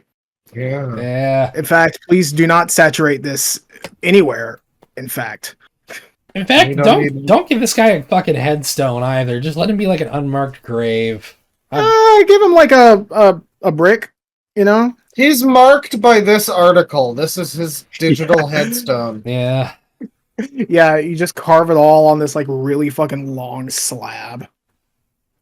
Just a really big iPad, comically wide iPad. Yeah, I think that's what David Cronenberg's new movie's about. Yeah. We got some good news though. Well, not good news, but funny news. Goody. I'm grasping for any straws I can get, honestly, for good news. Shut the Amazon's fuck up. Killing a feed. Oh, I saw about this. They won't let you download Kindle books anymore. People have to. Well, today's the deadline. Damn. You know what's awesome? Until today, people were stocking their Kindle downloads. That's disappointing. You know what's awesome? Yeah. What's awesome, Tristan? You going to Kindle right now? You're gonna have to deal with my fucking a horrendous ass bullshit screen. Yeah, Hang you're on. fine. It's making me do this weird thing. Well, I hope I don't do this over Audible because I use that way more than Kindle, and it's like, oh shit. Yeah, the downloads thing is pretty necessary for Audible. Yeah, it's like saving so much fucking data by. Yeah, here, I'm maybe going to pull up Audible and see what my biggest books are. Yeah. Anyway. Yeah. I'm gonna turn my brightness down so it can be seen a little bit better. Every single one of these books is pirated. I have them always on my phone and additionally on my Kindle, which I've put this app on. Yeah. And just moved to the books. This doesn't affect pirates at all. Yeah. Like maybe it'll affect like the acquisition of new copies, but yeah, screenshot works fine, I guess, if you really want to lower the standards. Yeah, I mean, people could still just like screenshot and redistribute a Kindle book because if what they're thinking is people are downloading them and then somehow, I don't know, maybe this is the thinking, like they're somehow pirating them or like, you know, copying and distributing them from the download, maybe something like that. But like, I don't know. Yeah, it's another one of these things that doesn't affect the fucking consumer at all. Or like the pirate. Doesn't affect pirates at all. Completely fucks the consumer right over. It only fucks the consumer. Pirates just skate on by. Captain Majima here once again. So The Way of Kings by Brandon Sanderson is 795 megabytes. I thought you were gonna say dollars. No.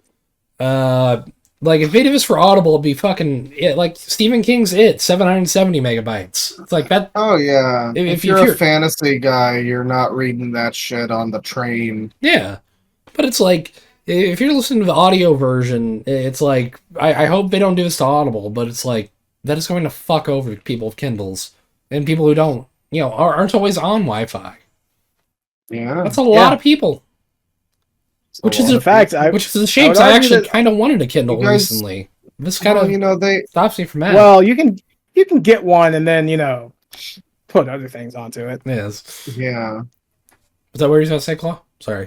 There's a lot of, I don't know. This is it's just another one in a trend. It's similar to a lot of the type of things that you get from 2 megabytes. And then 10 megabytes or something.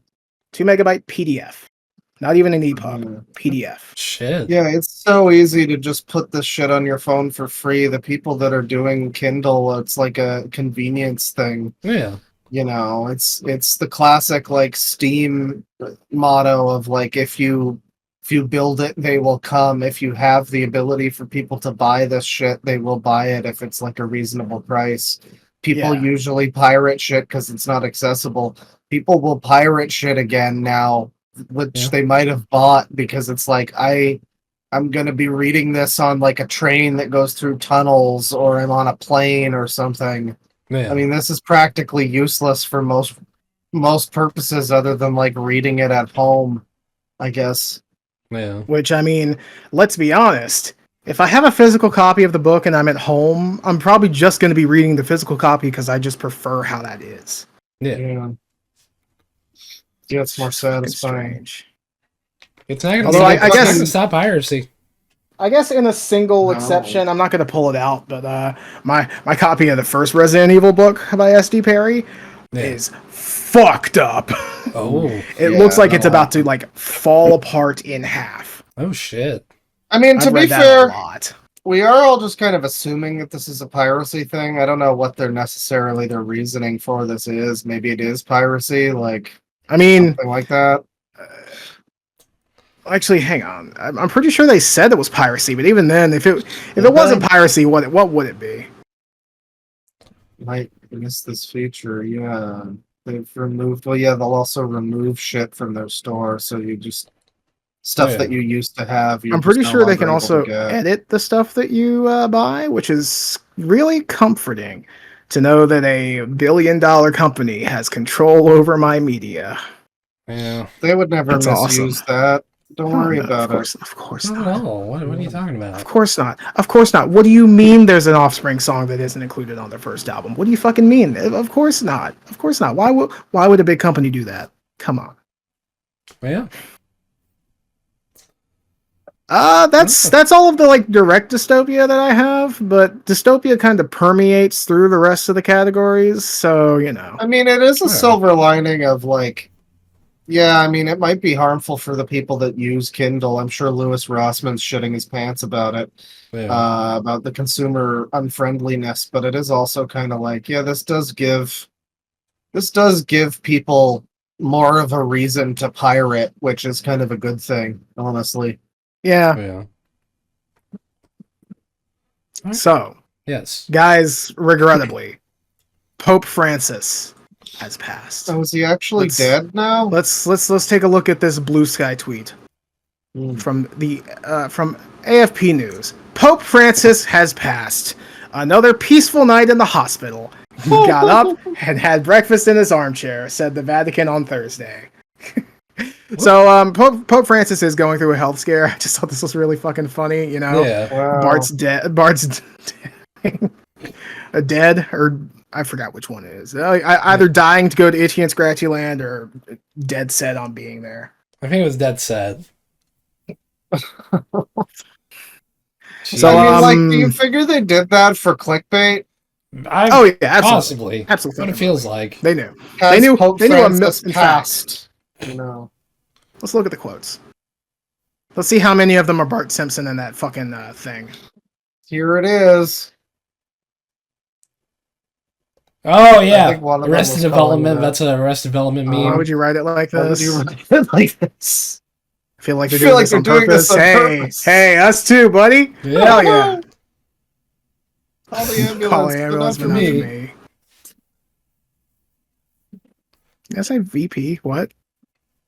Got into it with VP. What? I don't know. VP. Like the vice president? I just go past that tweet. tweet. Vatican people? No. Yes, Vatican people. Not past. Oh yeah, there's a someone's trolling at the AFB. Yeah. Not that many. Not that many. Bart is dead. That's weird. It should have been Sonic. Sonic has passed though. Rest in peace. Well, I'm sorry that Pope.exe has stopped working and needs to restart. Yeah, I mean, I like Pope Francis a lot more than I liked basically any other pope. Yeah, he seems like a chill guy. Yeah, here's hoping that he lives for another million years and maybe becomes even cooler. Yes. Oh man, I miss those days. I don't know why everybody's so sad. He's gonna go to heaven or whatever, so it's fine. Yeah, that's what always confused me back when I was in church. Yeah. It's like we're all supposed to be crying about the Pope dying. It's like I thought this was a good thing, actually. It's like it's time. He's finally he's gonna get like such a cushy golden cut parachute in heaven, dude. Like he's gonna be like honestly. He's gonna be like chilling at heaven Mar-a-Lago. It's gonna be crazy. Yeah. It's gonna go litty. Playing golf. The walls are somehow made of gold. The ceiling's made of gold. You're not even sure how it's being supported. It's very just heavy. Gold and clouds. Yeah. So okay, we got a little bit of Doctor Who news. This is for me. Yeah. So there is a lot of talk online about Doctor Who being shelved for some reason, because like the last season people didn't like it that much, even though it had pretty decent views for something that's, you know, post television. I swear to God they've done. I swear to God, there's something in the fucking water. The hysteria against that season is so bizarre. Yeah, like so specifically. Bizarre. What if RFK Jr. was like secretly a Doctor Who fan and he knows the fluoride in the water is what's like making everyone have shit takes on Doctor Who. I like him. Yeah. The COVID vaccine gave everybody terrible Doctor Who opinions. I can currently do an RFK voice. Hey, how's everyone doing, folks? How you doing? How's everyone doing? Wow, you're actually good at that impression. Yeah, damn. I know. Finally, I got one good one. Hell yeah, brother. And it'll last for like another week, hopefully. I really hope Doctor Who is not shelved. You know, they can tone down the woke messaging if they want to. I'm not going to complain necessarily. Yeah, so but like one of the reasons that was cited was woke messaging and also, you know, sort of decreased audience interest, stuff like that. There's also a rumor that Shooty is leaving. He's already filmed a regeneration scene. I don't believe that. I don't believe that. I am like 50-50 on believing that. I really don't want to. I'm at like a 2%. I don't believe that at all. I think I believe it. Actually think that. I don't like it, but I hope not. I like him. I think he's good. People whose Doctor Who opinions I trust say that he is dissatisfied with something. I forget exactly what, but and that he wants out, basically. Fucking, that would be the biggest L in the BBC's history. I really fucking hope they don't. I feel like, just to make my opinion very clear, I don't want Ncuti to leave. In fact, I would like him to become the new Tom Baker. And I really, like if it. I mean, David Tennant was the new Tom Baker, but like. Well, I mean more like in like runtime, Okay. I get where you're coming from, but like, it. Obviously, my first pick for, having a shit billion fucking episodes and stories would be Peter Capaldi. But failing that, Ncuti would be nice. Yeah. Having him for like a long time. Yeah, he's just fantastic. I mean, I've said this before, me. I'm not one to be like, these guys are just racist, but all of the people that have a problem with this season, I don't know, man. It might be one of those, like, secret things where you don't fully understand that that's the reason, but, like, man, that was a good-ass season of television, dude. It was fucking good. It was. I don't think it's all of them. I've seen people make arguments, and it's like, okay, I guess I get you, but I mean, everyone agrees it's too short. Yeah, like, that's fair. Oh, 100%. Like that is something I give us at least stand 12 on business episodes. At least if 12 episodes. If someone said 8 episodes was enough for new Doctor Who, are you kidding me? Yeah, wasn't it 6? No, I guess it was 8. It was 8. It was 8. It was 8 plus a special. Every fucking show now this is the big problem, is like Doctor Who, you really notice it when you watch the old shit. I really want even like the older modern era, I really want Doctor Who to be able to go back to just having like a Monster of the Week episode. It's cool when everything works together, I guess, but like this is what the series was. Mainly was just like random shit that the Doctor was doing. And it didn't really have that much of like a continued, like, sometimes things would come back, the Master or whatever. Obviously, there's like like there's the Trial of the Time Lords or whatever, the Trial of Time Lord, Key to Time, also the E-Space trilogy.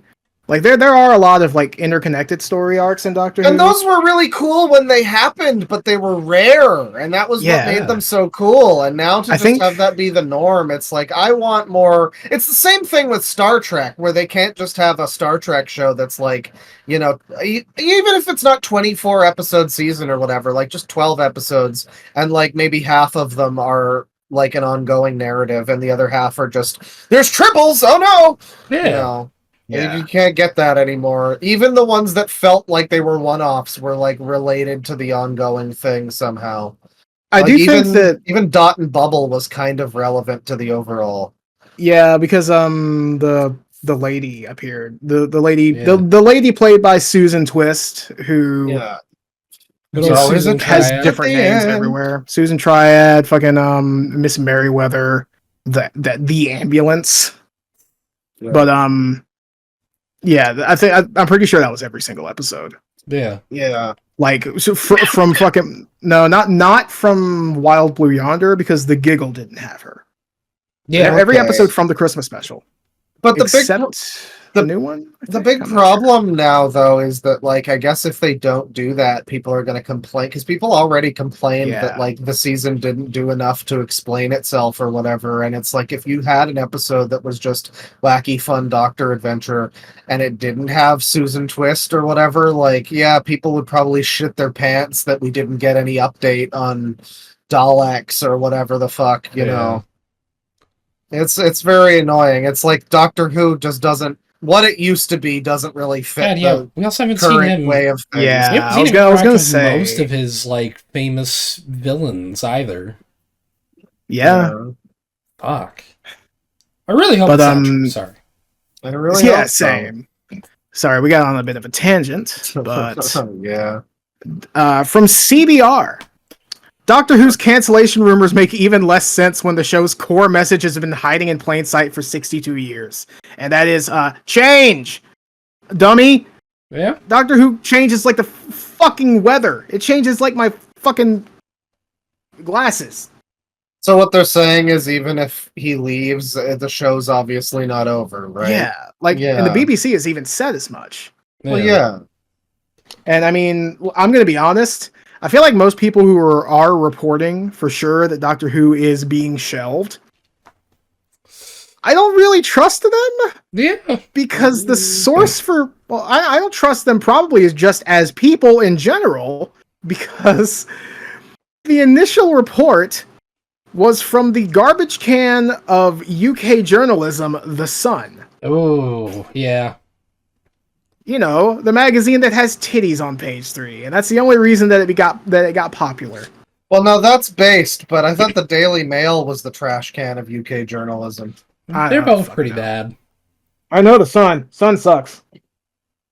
Well, yeah, that's fair. Devil I know, I guess. If you said it was Daily Mail, I would have felt probably the way you do about the Sun, so that's fair. Fair. But yeah, it just kind of goes, oh yeah, also, fucking progressive themes. Yeah. This is the Keys of Marinus, which was like kind of heavily environmentalist. Yeah, that's another thing too. Green Death? Look over there. Monster of Peladon. Look over there. It's an F slur. I had a reaction image that was something like that. Yeah. Fucking Twice Upon a Time. Oh, hell yeah. But that's the thing, too, is a lot of the time people will say that sort of thing about, like, oh, X-Men was always woke. But it's like, no, it clearly had a different vibe in, like, the 80s. It wasn't as like, aggressive and, like, fuck you if you don't like it and that kind of thing. But Doctor Who also isn't that now. Like, it kind of was a little for a bit with Jodie Whittaker, but now it's like, no, they did this shit as well as they've ever done it. Yeah. Yeah. Like, it's more overt, but it's still, like, done well. Yeah. And, like, I'll be honest, I've been watching through the 60s. I've just been watching through Doctor Who. I've been really, really slow on it because... You know, I get high sometimes, you know, and that's the best time to watch Doctor Who, though. That's the thing, though. It makes it a little bit difficult to follow the plot sometimes. Yeah, because I don't have subtitles. You gotta follow along pretty well. That's fair. Yeah, I don't have subtitles for anything up until I think like Matt Smith's era. Ooh. Which is a bit rough. Actually, I think I have it. I think I do have it on the movie, and also, I mean, I have The Face of Evil, Genesis of the Daleks, and Robots of Death on DVD. You know, just watch those. Those have subtitles. I mean, I'm not really getting any better fucking video quality. Are you kidding? We need like Peter Jackson and the Beatles to restore old Doctor Who episodes. Yeah. Even the ones that haven't been like lost to time, but first and foremost those, if possible. But just like imagine like Genesis of the Daleks in like 4K, and it's that good AI upscaling where there's like very slight details you can notice, but for the most like part, every so often, like a hair great. strand will be waxing, or like something will look kind of weird in the distance. But yeah, more or less, it's okay. Yeah, that would be curious. I mean, the problem is if you did that, you would see even more of the details of like how it's just like, oh, the master is levitating on this cardboard box that's slowly rising. Oh no! Or if you do one of the ones like in the 80s, actually, I think even in the early 70s. Like, have you seen the original version of Terror of the Autons? Yeah, I have not. It is. There's this fucking evil fucking baby doll in it. And like the special edition made some changes to make it look less horrible, but good lord, the original version is fucking horrendous. That's fucking wild. I mean, I do remember the Auton outfit. Oh no, wait, shit! You might have seen Spearhead from Space. I'm thinking of the fucking Zygon episode. Never mind. That one's good. I'm thinking of the one where the Zygons are just the most ridiculous looking rubber suited fuckers ever, and it's great, but it's like it still looks ridiculous. Yeah. All right, Doctor Who talk almost over. Yeah, we got something here. I'm kind of like force moving the conversation along because I have a really long segment coming up. Yeah, that's cool. But new season's coming out April 12th, presumably. A commercial got leaked quoting JXC in the middle of some fucking tennis or something. And actually it was like in the middle of a fucking sports thing. Yeah. And it showed an air date. So it's coming April 12th, I presume. Did it have I haven't really been any comments. Was it like a full like trailer thing? It was basically the same trailer that we've always been seeing, except it has a new logo, which you can see. It looks very nice. I love the purple. And the date, April 12th. Yeah. Hell yeah. Well, that's coming pretty soon. That's great. April 12th is a Friday, right? Nope, that's not my calendar. April 12th is a Saturday. Oh, yeah, because, oh, God, they're doing the midnight thing. Right. Isn't that the way they usually... Oh, yeah, I guess they moved it to Friday, didn't they? Yeah, they moved it to used to be Saturday. The border of Friday and Saturday in the UK. It would air like midday here in on Friday.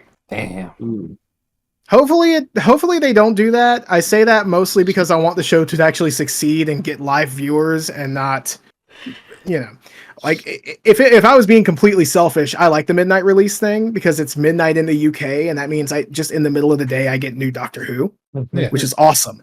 I love it. But also, hope it doesn't do that in the future because it kind of had really low viewing scores on TV because everyone watched it on iPlayer because they didn't want fucking spoilers. Yeah, I mean, to be fair though, Doctor Who, I mean, having such a big budget for the last season is probably one of the things that makes it a little bit difficult for. I mean, Ncuti Gat was a pretty popular actor, and then there was just fucking crazy effects in a lot of those episodes and it looked great, but it's I don't know, man, if the show's gonna be in danger because the effects are too good and it's oh man, we're spending way too much on this shit and not 500 billion people are watching it in the first minute. I do think at some point because after this next season Disney's still contracting the BBC for Doctor Who for 5 or 6 episodes. It's just kind of the general episode order that they got. Yeah. I feel like it is at the very least likely that Disney will probably pull out of Doctor Who.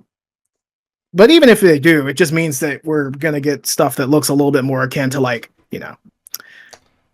2013-ish to 2018, 1920-ish, around about that era. We're going to get stuff that kind of looks like that. Yeah, I have no problem with that. But obviously the new stuff is so much far fucking above. Oh yeah, it's really good. I'm fine with a little bit less. Doctor Who has seen the fucking peaks and valleys of special effects. It's had some of the worst special effects you've ever fucking seen. And then just amazing.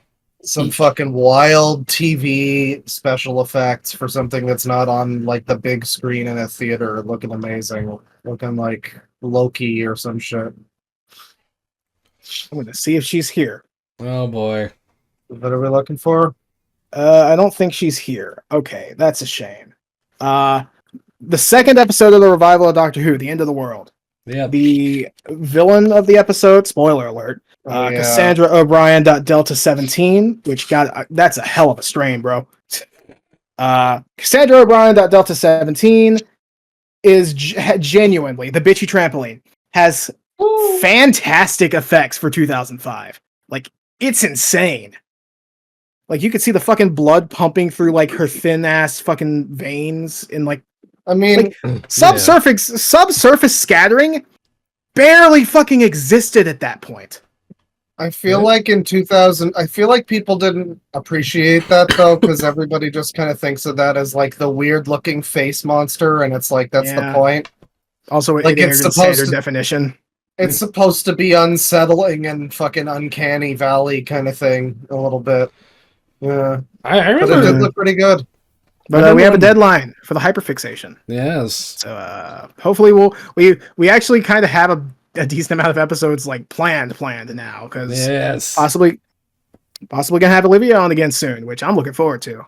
That's and also we gotta really get going on the fucking the Loudies. The Loudies, and also the Doctor Who hyperfixation. So we have a decent amount on our plates. Hey, I still want to do the Sims and Yakuza hyperfixations too. So. I'm down. Although I'd really have to like actually play The Sims 3. I really didn't play too much of it.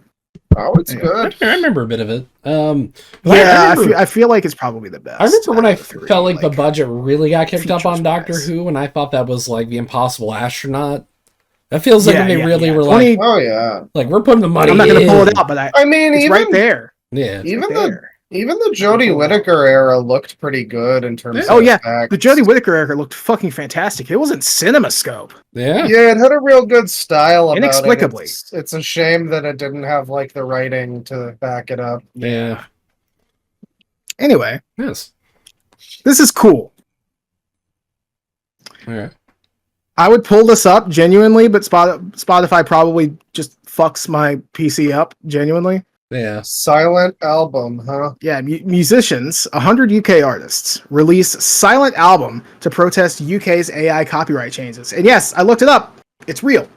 Oh shit. In fact, let's listen to some of it. Hell yeah. I guess we're just gonna have to tank the copyright claim on this one. But you know, we make risks. Album. We make risks for art. I don't know what it's called, so I'm getting Silent Hill music. Hang on, let me turn off noise suppression.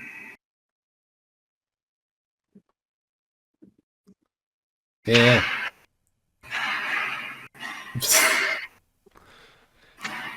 It's just them recording in the studio and just hell yeah. So it's like musique concrete or whatever. No, it's literally just fucking like recording a room. Yeah, that's what musique concrete is. It's like Revolution 9 by the Beatles. It's just like random sounds of bullshit. Well, I guess in spirit, definitely not in like practice. It's literally just if you put a microphone in a room and then didn't really do anything special. Yeah. But yeah, silent album. So the album is called, for those who want to support it, listen to some good fucking silence, is This What We Want? And it's by 100 UK artists. Let me make sure I got that right. 1,000 UK artists. There's 10 times more than I thought. That's insane. Damn. Kate Bush and Cat Stevens. Yeah. Andrew Lloyd Webber, Elton John, Lipa, Sheeran, Stephen Fry. Oh, those are people who signed the letter. Yeah. Basically, the letter is saying, "Hey, AI kind of gonna steal all of our shit." Anyway, so the album, the title of the tracks on the album, composes sentence that I'm just gonna fucking read it from the track list. Right. They compose a sentence, one word at a time. Each title. It is the British government must not legalize music theft to benefit AI companies. That's all of the tracks. Those I've listed every single track. Each one is a single word. Yeah, that's pretty dope. I like it. I respect it. Yeah, it's just like some low effort, but also like pretty cool protesting. I like that. Yeah. I mean, it's low effort but high concept. Yeah, I really like it. So that's cool. We got a little bit of Luigi news. So when I say a little bit, I do mean a little bit. Like a preliminary court hearing happened, or like the first day of like his actual trial. I'm not entirely sure. I didn't really like keep up with the logistics of it. Yeah. What I did see is the mountain of people outside in the hallway. Yes. There were a lot. Everyone, you got the right idea. Everyone in New York is pretty much showing up there. Yeah, it's a lot. Chelsea Manning showed up. Which oh my is nuts. god, he dressed like Luigi. Yeah, I was gonna say he knew what he was doing with that fit. Yeah. So did you guys hear about the thing with the HBO documentary and what happened with that? I heard some of it. There was There was some HBO documentary about him, I guess, on Max, and I don't know. It had a bunch of people. Crazy. It had like the New York mayor or whatever, like a bunch of people. Eric Adams, a bunch of people from the city of New York. Pillowcases for guns. And he, someone involved, maybe it was the mayor, maybe it was someone else, said some things that they weren't allowed to say that were like part of Luigi's case, apparently. Yeah. So now it's possible that they might have to throw out a bunch of their evidence because it's been like it's been rendered inadmissible or whatever. Oh, that's awesome. That'd be dope. Oh, that's incredible. I hope it's true. I hope so too. He deserves at least his freedom. Yeah, because I mean he didn't do anything. Yeah. What murder? He didn't do anything. Nicest guy in the world. What murder? Exactly. No, look, dead CEO's not really too much of a loss. That's all I'm saying. Dead CEO's net gain, honestly. You can quote me on that. But yeah, he knew what he was doing with the fit. I respect that. He is looking fucking handsome there. I mean, he's always looking handsome. It's Luigi. But it's like the sweater with the fucking bulletproof vest is a cool outfit. That's bulletproof really cool vest, outfit. Also a fucking a cardigan and a button-up shirt, dressing like you're the most innocent man on the planet, which you are. Yes. Like he don't dress like somebody who's guilty. I'm down to call it just based on that, honestly. Yeah, same. Personally, in my opinion. Yeah, he passes the vibe check for sure. All right, guys. Speaking of vibe checks. Yep. It's sex time, boys. Ooh. Hey, ReactBot, what do you have to say about sex? Classic. Yeah, that's right, bro. That's good. Yeah, sex classic. Sex 2 was pretty good, but they added too many new features. New sex was a little too watered down. I don't get why they added the leaderboard. DLC, honestly. Yeah, it felt like it was a DLC pushed into like a full game kind of thing. Yeah. But sex classic, that was good.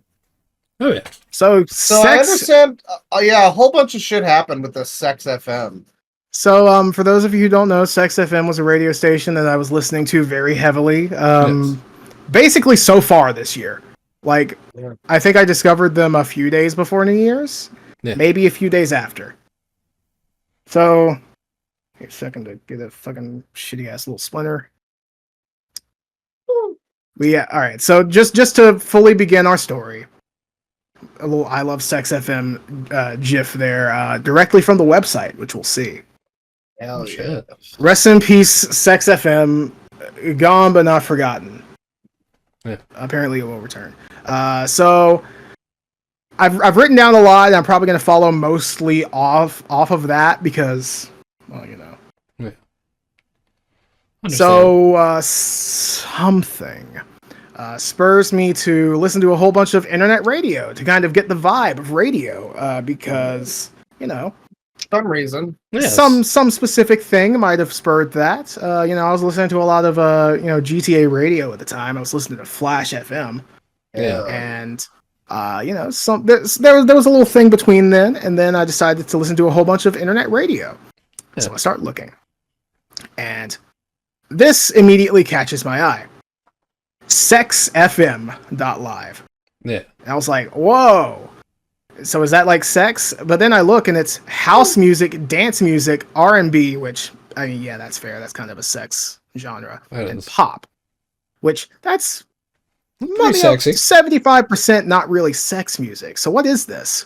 Hosted by DJ Tolerant, DJ Sprite, and DJ Wywack Widowill.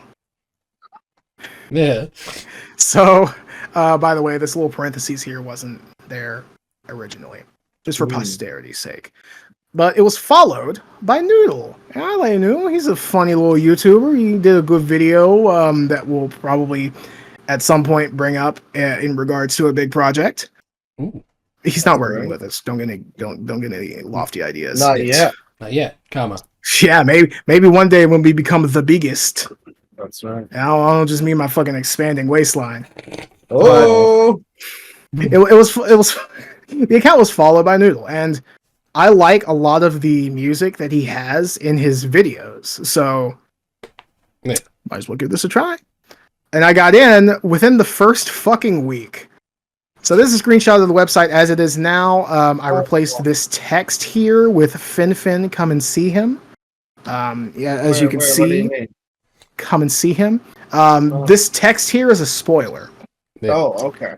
So I took a little screenshot of the site. This is I figured that was just the update. I thought that was the important update. I wish that was the update. Are you kidding me? Come and see him. He's your best. Get ready for your best friend, guys. It's just like Dontrell the Dolphin. Yeah. That sounds awesome. Final V3. Yeah, so looking more into Sex FM, I was like, okay, what is this? You know, I was listening to it a little bit. I was like, okay, what is this? And I found a podcast that I mean, I'm sure I know it existed. I looked back in some old like Noodle videos. There are some plugs for it, but I guess I just kind of glossed over it like you do with most ad reads with YouTubers. Yeah. Except for us guys. Remember to like and subscribe and buy fake money. Yes. And Audible. You use code FUCK at checkout for 16 funny little guys to show up in your room and those gosh darn guys and whip you with tiny little whips. Use code BALLS for 1 extra testicle. Don't threaten me with a good time, either of you. So not to do that. Man. So I see welcome to Sex FM. And you know, given the fact that I had seen that Noodle was following this and it has the exact name of it, I kind of figured out what was going on, but now is the time for me to explain to you what Sex FM is. Okay. So as stated in the description of the Blue Sky account, Sex FM is an R&B, house, pop, fucking dance sort of. It stays mostly within those genres, but it can step out of them at points. It had points. some stuff like you played that during a Halo night, and I remember there were multiple songs from the SimCity 3000 soundtrack, which there was at least one. Holy based. Like it had a lot of like cool sort of soft vibe stuff, you know? Yeah, chill some music. jazzy shit, you know. A lot of there was some good like Japanese R&B that was on there, real deep cuts. And then Kylie Minogue, a lot of Kylie Minogue. A lot of Kylie Minogue, which I'm here for. In fact, we'll have a list of later in this long ass fucking diatribe. I actually have a list of Sex FM songs that I screenshotted that interested me. Yeah. It is by no means exhaustive because oh my god, I took way too many of them. I'm a bit of a screenshot fiend. But so Sex FM again. House R&B, sort of soft vibe music, mostly electronic, but it has a twist. It is presented like a radio station in the late 90s, early 2000s. As you can see here, 1999. By the way, shout outs to Dotagachi, DOTAGOCHI, who was the person who made the website. And it looked really cool when it was like fully up, and I do have a screenshot later of that. But that's even more of a spoiler. But 1999 to 1999, gewoon but jut voorgeworten. So it was kind of role playing as, hey, we're a station from the radical ass 90s. Jack in. Yeah, and I heard some of it. It definitely had some of the good, like, because it didn't have sort of the in your face ads or whatever, but I mean it had the interstitial DJ talk stuff. Like the bumpers with the laser sound effects, like Sex FM. Yeah. Like that. Yeah, it was very well done. I love that vibe. You know, hypothetically, for any projects that were to be related to like internet radio or just radio in general. Hang on. I got to do a little bit of a thing. Hypothetically, if that were to be, you know, this would be a really good thing to study for that. So I can see why you got so into it. Yeah, and I genuinely loved it. But the twist of Sex FM, the extra little twist, because otherwise pretty normal, right? It's not a crypto scam, is it? It isn't. It is not a crypto scam. It is entirely a good thing. Yes. Well, almost entirely. We'll get to that. But it's other than just pretending to be like it's the 90s. The twist is that very, very rarely there would be a song that's just fucking weird. Like every so often, you would just get a Neil Cicierega song, fucking Wow Wow, you know, or Bust. I heard Bustin' on Sex FM exactly one time, and if I hadn't screenshotted it, I wouldn't have remembered it. That is so good. It happened once. And oh geez, Sonic Adventure fucking Knuckles music, you know, the that's Death sex Chamber. Music. That's sex music right there. Fucking Death Chamber, where just in the middle of it, like the rapper's having a conversation with himself as Sonic, like, "Hey man, we got to put aside our fighting for now because the Emerald something." Yeah. It's funny. Oh geez, what else? There's a lot. We'll get to the long line of screenshots that I couldn't finish because adding them was torture. Oh shit. Nope. So what's next? Sorry. So Sex FM was cool and awesome and answered the question, what if sex was awesome and cool? Yeah. What if? So let's just kind of go over a little bit of the stuff. If I had thought that I was going to do this before Sex FM ended, I mean, I didn't really. I guess that's not really a spoiler. I did post rest in peace. If I had thought about this beforehand, I would have like recorded some of it and like chopped up some of the bumpers. Yeah. But this is pretty good. Noodle Man, funny Julian Noodle is asking, hey, submit stuff for Sex FM, and here are some of the results. Helping me a ton. You're listening to Sex FM. As long as you're listening, we don't care who you are. I'm gay and I love Sex FM. I love Sex FM. I quit my job and stopped talking to my therapist just so I could listen to more Sex FM. Sex FM. That's so good. We got a little bit more here. When I say that having some calmer ones helps to, like, you know, juxtapose the crazy shit. This is what I mean. I love you, Mom, and I love Sex FM. It's gotta be Sex FM. I love you, Sex FM. I love Sex FM. I listen to it anywhere, in my car, in my work, in my car. Shout out to my homeboy. He's the guy who showed me Sex FM. My car. We got a couple more. I really want to get to the last one. The last one is by far the fun. I must stress, again, this is a little bit on the goofy side. I want to have some more normal ones, quote unquote, but I had fun. Why do people listen to Sex FM? We asked our listeners. I listen to Sex FM because I listen to Sex FM, so I know all the songs. Sex FM is the only thing I've heard these so many times. Tuned into Sex FM. It changed my life. It helped me on my journey to live to the fullest and yearn for brighter days. Things may seem dark for now, but I promise there's a light at the end of the tunnel, if you know what I mean. Sex FM. I don't know what he means. I don't know what he means either. To be honest. Fucking cooking now. This is the most almost normal one yet. What do fans think of Sex FM? Well, Sex FM helps me wake up in the morning. It's gotta be Sex FM. I am listening to Sex FM with my dog. Sex FM's pretty alright. I think it's pretty good.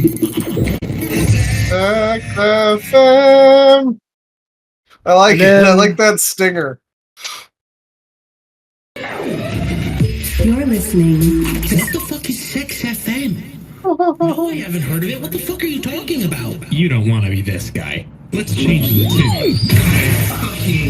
Time for the remix. Sex FM rules. I listen to nothing but Sex FM, and my girlfriend left me. Spread the word. Keep it here on Sex FM. And then these bumper people were like literally you for like a month.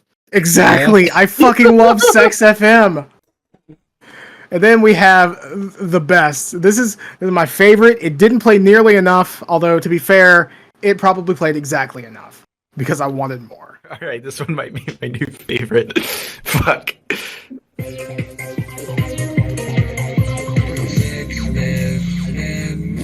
a DJ Tolerant. Check out this voice message. We just got this in from a fan. Hi, I'm Zach from Houston. I'm on my way to work. I'm always listening to Sex FM on my way to work. I wouldn't be able to... Thanks for that, Zach. You're the reason I do this. Keep it here, everyone. Hell yeah. The bumpers were fucking amazing. That's great. That is pretty great. These are really. I like seeing the timeline of how the effects are like placed in. I was following that the whole time. Yeah, I like the. I know what a fade in and a fade out look like now in a fucking editing software. So that's cool to know. That's cool to know that those were fading in and out. Yeah, I don't know. 6 years or whatever into my YouTube channel, and I'm learning new things. You can fade audio. Yeah. It's crazy. We got them reposting something from Kino Fabino. It's a little fucking. I forgot what these guys were called. Snarks, I think. I think so. Yeah. Snarks, yeah. Is this supposed to be like? I feel Fat like this is going Prodigy. for.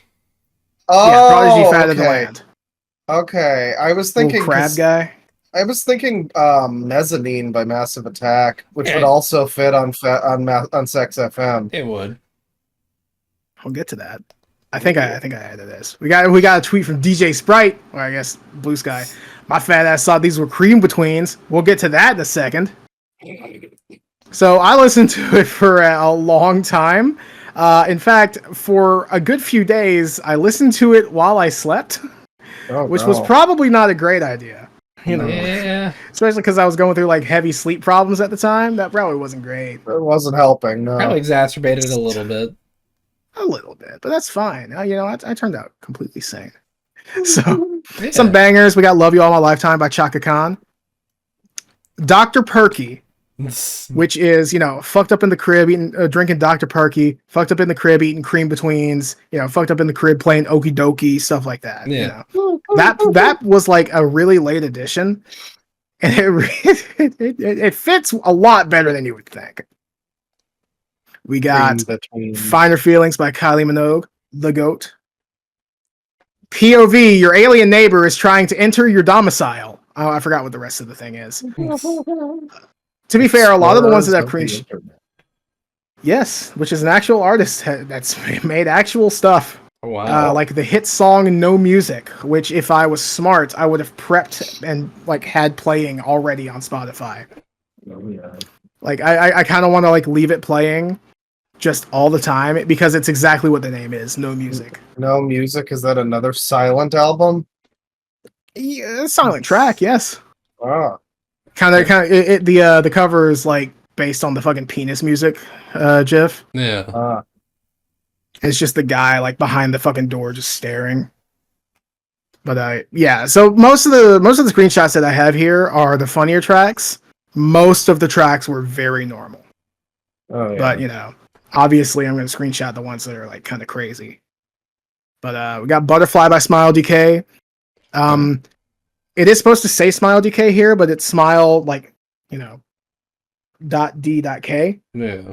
It kind of fucked up the metadata for a decent amount of songs. I think that's more of a Live 365 issue, which is a service that they used. Yeah.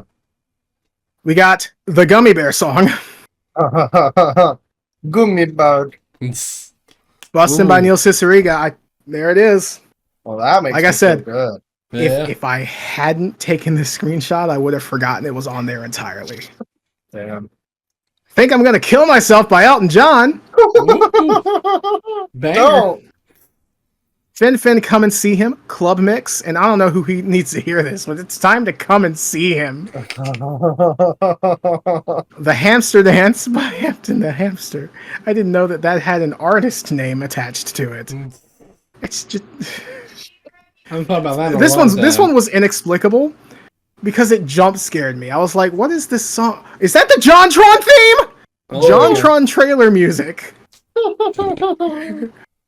Credited to Sex FM. Very prolific. Ba from Scatman John, which is, it's I'm a Scatman, skip it bop, skip it bop, but it only captured the last ba because the metadata kept getting fucked up. Blue Yellow CD from Mattel, which is a track from Barbie Super Sports. Wow. And it kind of bangs. Those rare grooves. Piss Song 99. Ooh. Can't Get You Out of My Head by Kylie Minogue. Hell yeah. I straight reacted actually like that a couple of times that it played. It's just yeah, damn ass good song. It is. So, while I was listening, the station transitioned into beta. And that was like alongside the release of one of the episodes of the podcast, because that was where the idea basically made its public debut. Yeah. And like I was listening fucking all the time. Like I listened to it, like I said, we had it on a Halo night. Mm-hmm. We specifically got Jacob to do the bot to have that play, which that's that. I mean, I'm glad it was easy for him, because that sucks now. Yeah. Hopefully, I mean, they say one day it'll come back. Spoiler alert. But, I'm excited to see what happened to it at the end of the story. Yeah. It's probably a lot more underwhelming than you're expecting. Well, but, I'm just curious. Yeah, you know? like when we were doing music part 3 with Caddy, like I was streaming the fucking Halo Windows Media Player skin to the call while I was playing. Yeah, SexFM. Yeah, when we did that, that's right. I forgot about that. That was great. Yeah, I mean, SexFM I was listening to it. SexFM goes so hard with the Halo Windows Media Player skin. That it does. Or Winamp or some shit. So, oh my god. The goal was to piss you off sometimes, and it only did that once. But the intro to this one was really funny. Yeah. It was DJ Tolerant. I'm going to stay in character for this. DJ Tolerant saying, "Hey, listen, I don't want to play this. A family member requested it. They're putting me on the spot. I kind of have to play this. I'm sorry. Just keep listening. We got good shit after this." And then it's, "My life is like a video game." Yeah, this played a lot more often than it really fucking should have. Oh my god. Which, I guess, given that one of the goals from the outset was to actively piss people off, it probably played just enough. Yeah. I guess so. Yeah. Yeah, so these are the 3 DJs. We got, I'm blaming them, of course. DJ Tolerant, DJ Sprite, and DJ Well Informed, White and Class Conscious,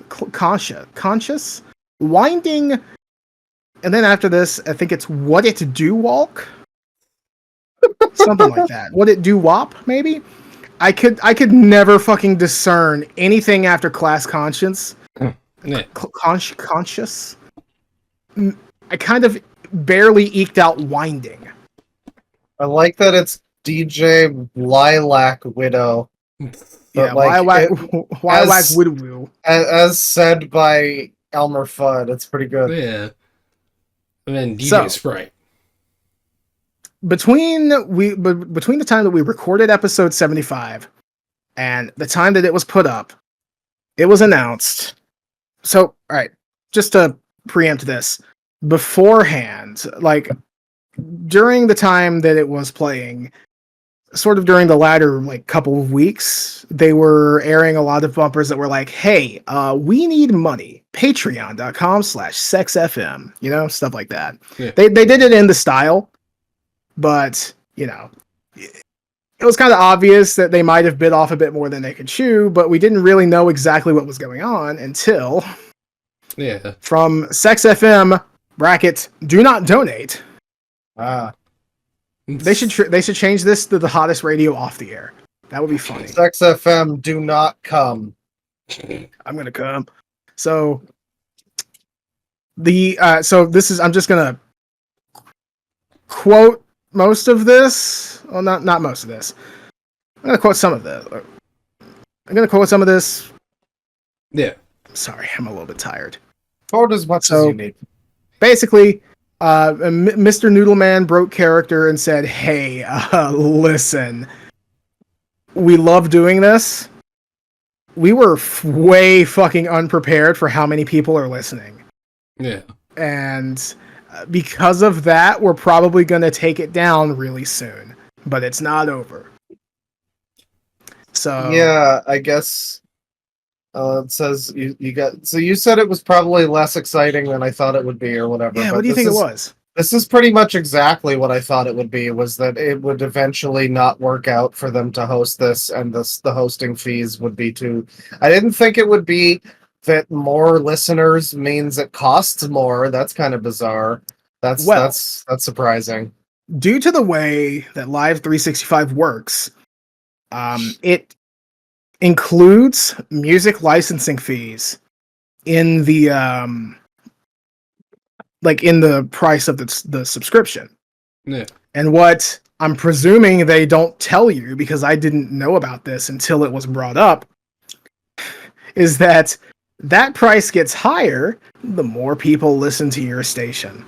Yeah. And a lot of people were listening to Sex FM once it got into beta. Wow. So this is That's from a lot of fucking listeners for a radio station. Yeah, this is 16 days ago. The February 10th. This is February 10th. Listeners over the last 7 days. Day 1, hovering at about 400. Next one about 400. Oh, third day. Oh, we're going to the stratosphere. 500 viewers. Ooh. Yeah. Kind of evened out. Maybe a little bit, maybe like 550 on day 5. Day 6, over 5,000 listeners. Almost 6. Yeah. And then how did it get so many out of nowhere? How did you find this again? I found it through searching. But when they went into beta, they released a podcast alongside it, and that's where a lot of the listeners came from. So basically, I was here before it was cool. Fuck you. But just about a week later, in fact, enough later to where this number right here is the day after the last and the previous one. I did the math earlier, I promise. I'm gonna jump up even further. Yeah, so this is just over a week ago now. But they peaked at like 5,500-ish viewers. It was nuts. That is insane. Like, there were a lot of fucking viewers for this. So they set the date. I'm gonna fully directly quote this one from Sex FM. Please do not donate. We're going off the air tomorrow, the 18th. We've got a little lore stuff planned for it, starting at 3 p.m. CST and ending 2 hours after that. Tune in if you want to hear how we wrap things up for now. Thanks again for your support, everyone. We'll be filling this out tomorrow, as well as linking it to the site. And this is a little memorial page thanking all the registered Sex FMers, Patreon members. Yeah. Yeah, I might need to work on that name. Yeah. Sex havers. But very 90s website, other than the fact that Skrillex is right here. Yeah. Well, that's the fusion of past and future. Yeah. Yeah. This is great. I do like the attention to detail on this, the 90s-ness authenticity for the most part.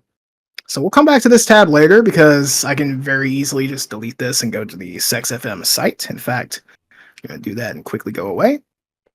So it's all loaded up.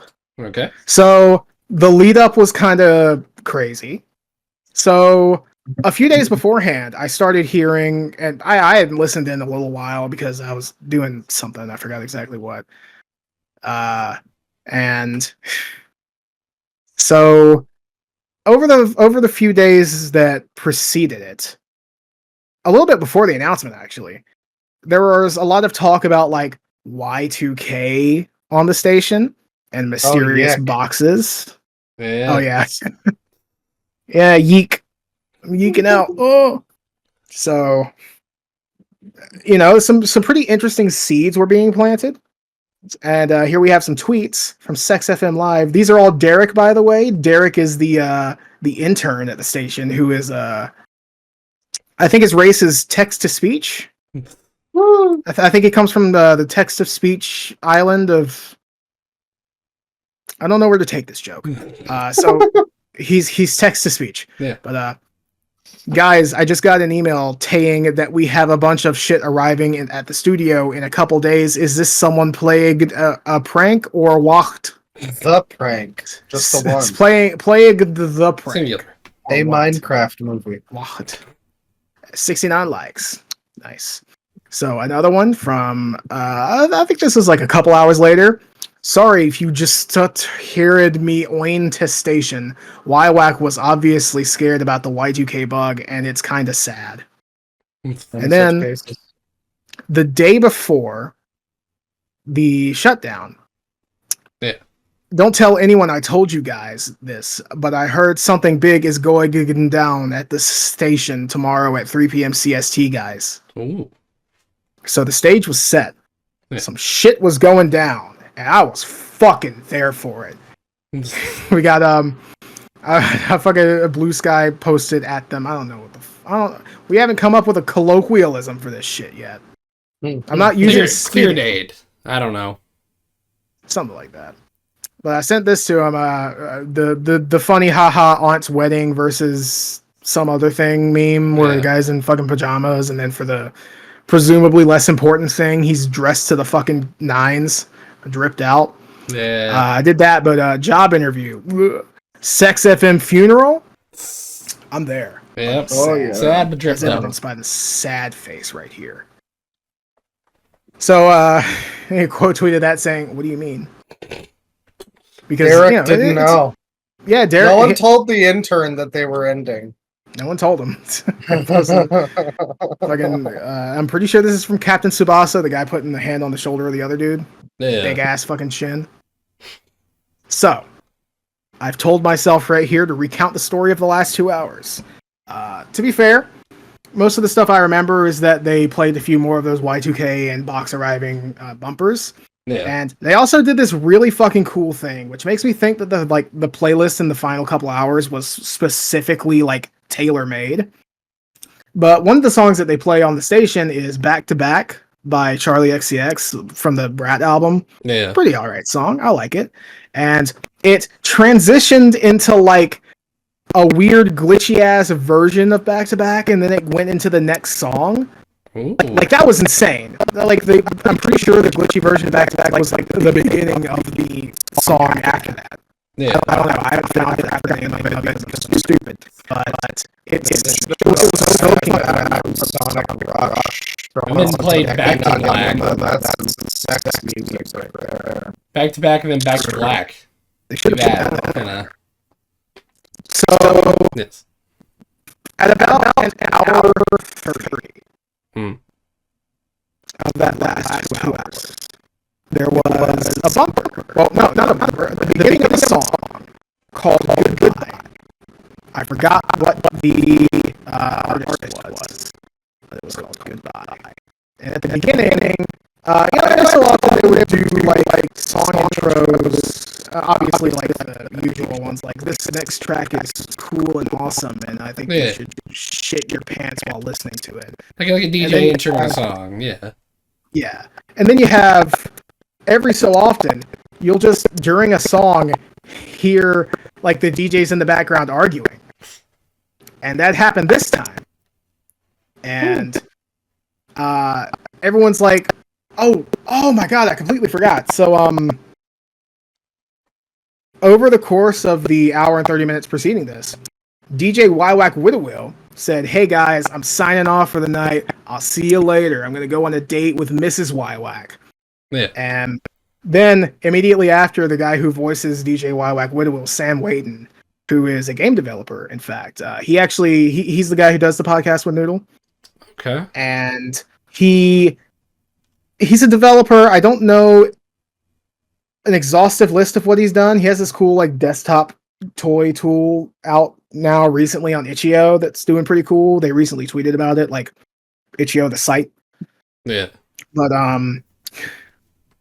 the thing that I know him most for, and it's because I listened to all the podcasts after I discovered it, but Space Warlord Organ Trading Simulator? Oh shit. That's that guy? He's not the guy. I don't think he's the main guy in charge of it. But he worked on it. He did. At least to my knowledge, this isn't the only thing he did, but the main thing that sticks out to me. Yeah. He programmed Kinect support on the PC version. Oh. Straight up Kinect support. Well, now that's a fucking story to tell your grandkids. Yeah. I mean, it came out way the fuck after the Kinect. He just did it because he wanted to, and the person in charge of it was like, "Fuck it, we're gonna ship with this." Woo.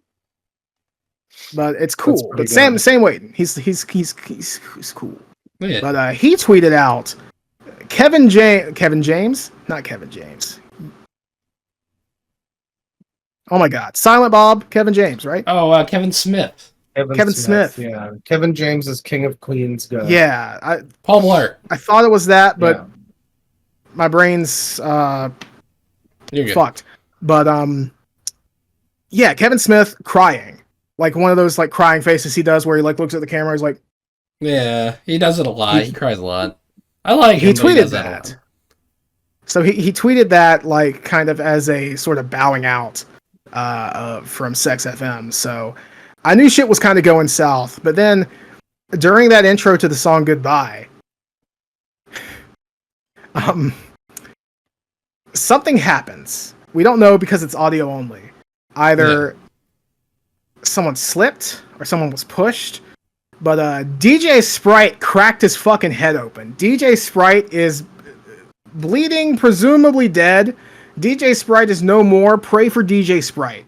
So, the station went off air after that song ended. Derek was like, holy shit, is this still running? And he turned it off. And then there was silence. Damn. Here's the website Heavy stuff. at the time. Yeah. Sex FM. There was a little header bar here, how to listen, stuff like that. A little bumper thing. That was mostly just the Twitter bio. There you are. Yeah, it's me. Yo.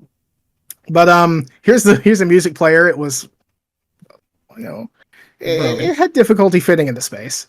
And the track playing is The End, ellipses question mark, and it was just silence. Yeah. So I thought, okay, well, they said 2 hours. I'm gonna stick it through 2 hours, but shit, I guess this is the end, huh? Yeah. I intended to do this a little bit more artfully than I am doing now. Silence. So it was quiet. Yeah. And I was looking through Twitter, I took the screenshot, and I was like, damn, Sex FM is over. No more sex, guys. Yeah. But then I heard something. Oh.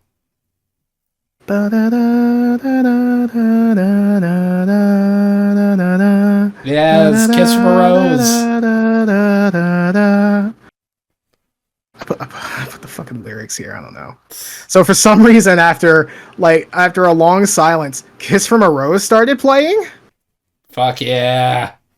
And it was like a weird edited version of Kiss from a Rose, not in like an overtly obvious way. It's just after he says like my power, my pleasure, my pain, it just paused for like 20 seconds and then resumed.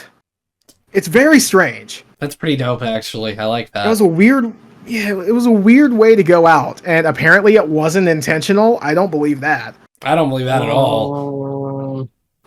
But yeah. So the last thing played from Sex FM was Kiss from a Rose. That's where it ended. My shit didn't fucking pull it up. It was over. Pray for DJ Sprite, man. So I have a little bit of a sort of after bit. Yeah. Bunch of stuff from people who were also there with me to experience the moment. We have this from your favorite fuck. What was that? It was from a fucking bumper. Your favorite white boy Carter Strike. Yeah, in loving memory, DJ Sprite, 1972, 1999. It's like a shitty fucking t-shirt print. Yeah. And I took a bunch of screenshots of everyone saying pray for DJ Sprite. It was like a hashtag. But shit. I forgot to put it in. Sucks for everybody, including me. Yeah, because we're running up on near the end of the episode because I'm fucking hungry. Yeah.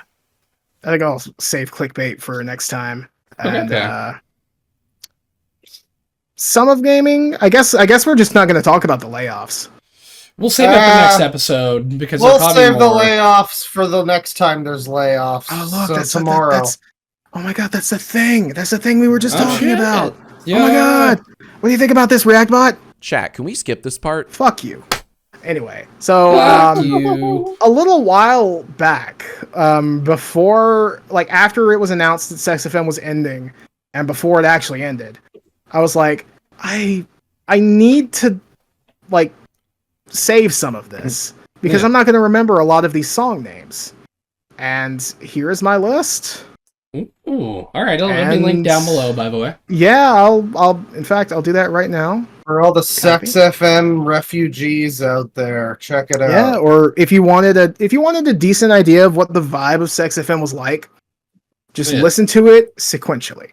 I did order it in a way to where it can be listened in sequential order, and then I guess afterwards, once you've done that, you could pop on shuffle. Yeah. Basically, whichever you feel like. The sequential is a little bit closer because it kind of illustrates that, yeah, the Goofy songs didn't really pop up so close together. Yeah.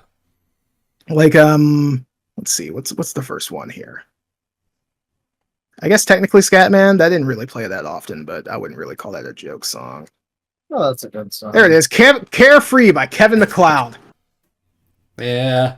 Axel F. Crazy Frog. We got, Rhythm of the Night, I would count that personally.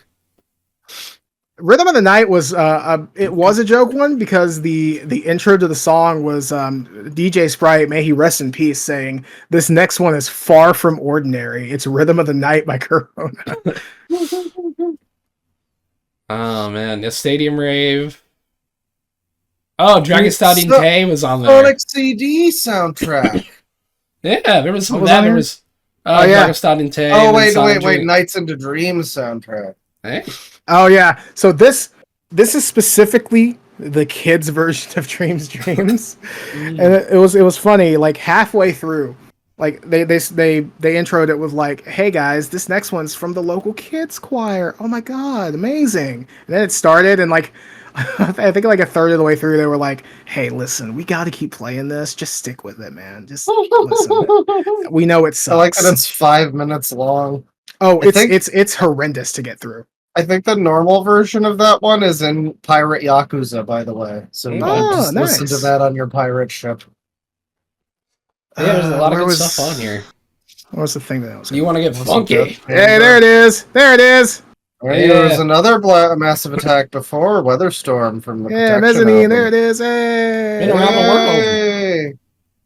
Whatever happened to my fucking Mezzanine shirt? I had a shirt. It's like missing. Oh shit! Hamster Dance. Fucking Aria Carmina. Motherfucking. So there are a few that I've added in personally myself. Yeah. It's mostly just like stuff that is literally exactly the same but different. Like here we have the Kids Bob Kids version of 360 by Charlie XCX, which did play on the radio. Hell yeah. Just sort of as an extra fuck you. We have Falling by Kylie Minogue, and then a little bit later, apparently Pet Shop Boys did a demo for that song, and that wasn't on Sex FM, so I put it on there because.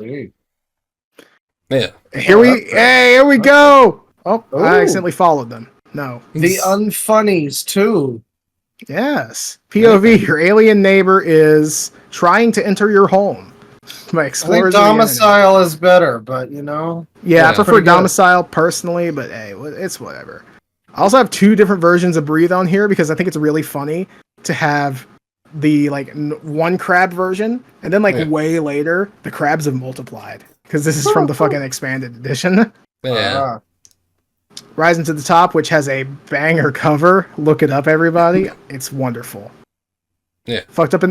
There it is, fucked up in the crib, eating okie dokies. Fucking cream between. Fucked up and sad. And then I even so Caramel Dancing is like the peak funny haha song, you know. Yeah. And Fly Me to the Moon as like what a wonderful send off. Then Can't Get You Out of My Head is kind of like I'll never forget you, Sex FM. Yeah, me saying that to Sex FM, and then Nothing, and then Kiss from a Rose. That's beautiful. Yeah. You're really good at playlist making, Tristan. You really are. I'm fine. Well, yeah, I have some awful playlists too. Don't worry. And then here's their site now. Let me turn off dark mode. Sex FM will return. You know, I hope that they can, because you know they got that bump in listeners, and like Real quick correction. It's Dotagachi with a T. Dotagotchi. My apologies. Like Tamagotchi. Yes. Yeah, they had that bump in listeners, and that's great for them. And I mean, it would have been great if it didn't like push them over the edge. Yeah. My worry, I guess, is if they come back and if they've got, I don't know, if the novelty has faded. I hope that they can outlive just like the novelty of Sex FM being kind of a funny joke, because it does seem to be a good radio station with a lot of good tunes, got some good humor about it. Like I can see people continuing to listen to it.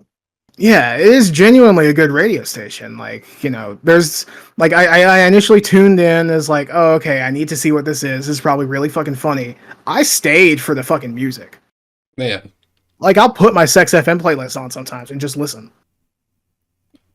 Sometimes I'll even skip a joke song because I don't like it that much. And what was the app that it was on? It was on Live 365. Live 365. Okay. Come and see him.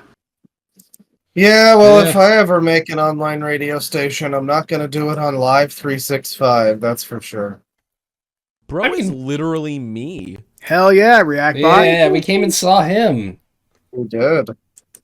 So yeah, I'm just gonna really quick go through some of these. All right. I don't think I have that many gaming. We're gonna skip Clickbait Corner, but we're skipping to the Final Funny though. Okay. So oh man, so a large portion of the Marvel Rivals team is now fired. That's not exactly true. It's the American team. It was the American team. It wasn't anybody that's like the main like combat designer or whatever, but it is like an R&D division.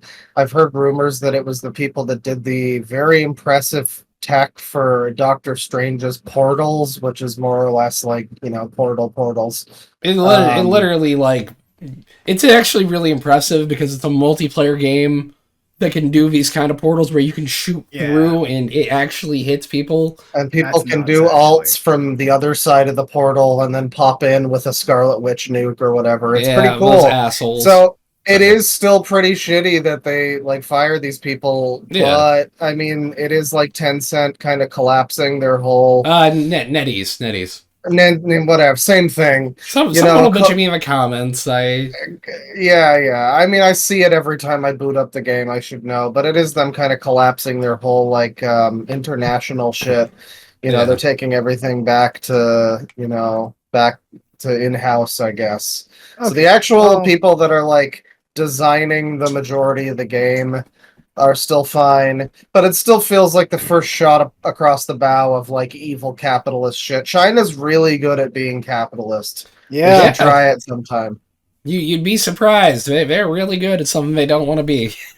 Yeah. Yeah. I guess I just kind of assumed that this was what the game industry normally does, which is, hey, we've released our game. Now we're going to fire everybody so our profits look actually good now for our fucking shareholders. Profits are already going to look fucking great. I mean, this game's on track to make like billions of dollars, so it's... You don't understand, though. They could look greater. It could be more. It's true. Line could go up even more. Why make $1 million when you can make $1,005? When you can make $1 billion. And I'll kill someone for that extra $5. That's true. Yeah. I've seen it happen. It's mine. That fucking claw, that's not just for show. Oh yeah. He also does things with it. It's got some blood on it. That's true, actually. So this is just a fun thing. So these are the Steam requirements for Pirate Yakuza and Kawaii. Kawaii. Hawaii. That is kind of how I'm pretty sure how it was pronounced for a while. Pirate Yakuza in Hawaii. And it takes up 56 gigabytes of storage space. Oh yeah. Do y'all get how that's important? How important that is? How cool that is? How actually serendipitous it is? Insane. Yeah, I can't tell if you're being actually happy or not. No. Like, this is really actually cool. Yeah. Why? Do y'all know why? Okay, I'll say why exactly. I'm curious here. Go. Oh. Go. Oh my god, I didn't even get it. Because is a shortening for Roku. And so the pun's been throughout. Like I think it started in. It must have started in Yakuza 1. Yeah. But like the Majima Everywhere thing, have y'all been to the I forgot if it was named Bantam or Bacchus at that point in time. But the one that's right next to Millennium Tower. I think it's Bacchus then. No, wait, maybe it is Bantam. That's the thing. I'm pretty sure it's both. They just change it. Okay. But when Majima's the fucking bartender and he serves you a whiskey and he charges you 56,000 yen because it's 5 for the go and 6 for the row. Or how he starts with 5,600 yen in the Kiwami 2 side story. Yeah. Like it's a cool ass running joke, and it is so serendipitous that the PC version, because it's different on consoles. Yeah, I know the demo is 18.6. Pirate Yakuza in Hawaii. It has that fucking in joke. Let me see if I can I'm assuming completely accidentally. I mean, that has to be an accident, but maybe they compressed it super good or something. I don't know. That's great, though. They put an extra fucking gigabyte of who knows what in. Just on Xbox, it is 45 gigs. Yeah. Well, that's a fun new Yakuza thing that I had no idea about. Check out this unfun thing. This is from Time Extension. This cartridge is a tiny time bomb. Limited run, that was a quote, by the way. Limited run accused of selling carts which can damage your NES. Not the Rugrats game. Oh, man. What a wonderful game for that to happen to. I want to love Limited Run because they put out some actually really cool shit. But shit like this happens all the time, and it takes so long for you to get their fucking products. Yeah. Like, you have to wait for them to even be fucking announced. Well, they gotta be manufactured and everything. They're not manufactured at all when they show them off. They wait until after that run is done. It's like, Yep. They get their money from pre-orders. Yeah. And then they don't sell anymore afterwards. Yep. Well, sometimes they do. Sometimes they will bring something back, but it's very rare, and it sucks. Honestly, I wouldn't hate Limited Run if it wasn't fucking Limited Run, Yeah. Like if they had basic versions that were just physical. Cheap physical version. Yeah. And then sell those Limited Run collector's editions. That's where you make your money. Yeah, that's the big bucks. You get the little slightly smaller margins, but more consistent business when it comes to normal fucking physical versions. Because apparently people just aren't making those anymore. Cool. But, yeah. What a sad story. Yeah, fuck you, Limited Run. All right, so fuck Clickbait Corner. We hate Clickbait Corner. I hate them. I hate them all. I'm not even looking at it. I'm not even looking at it. We'll do the last Clickbait Corner. We'll do the last Clickbait Corner because it's funny. Okay, tell me when I can look. You go ahead. Okay. Imagine Dragon's Starfield video game anthem will beam to Earth from the moon. And I just made sure that Google knew that I don't give a shit about Imagine Dragons. Should have picked Starfield too, damn. I don't know. I care more about Starfield than Imagine Dragons. I don't like Starfield, but there's another Starfield story up above that we haven't gotten to, and we won't until next episode. Next time. So stay tuned. Wink, wink. Stick around next time. Yeah. All right, guys. Yes. We have one more thing for you. Final Funny. Mm-hmm. He's back. He's fucking back.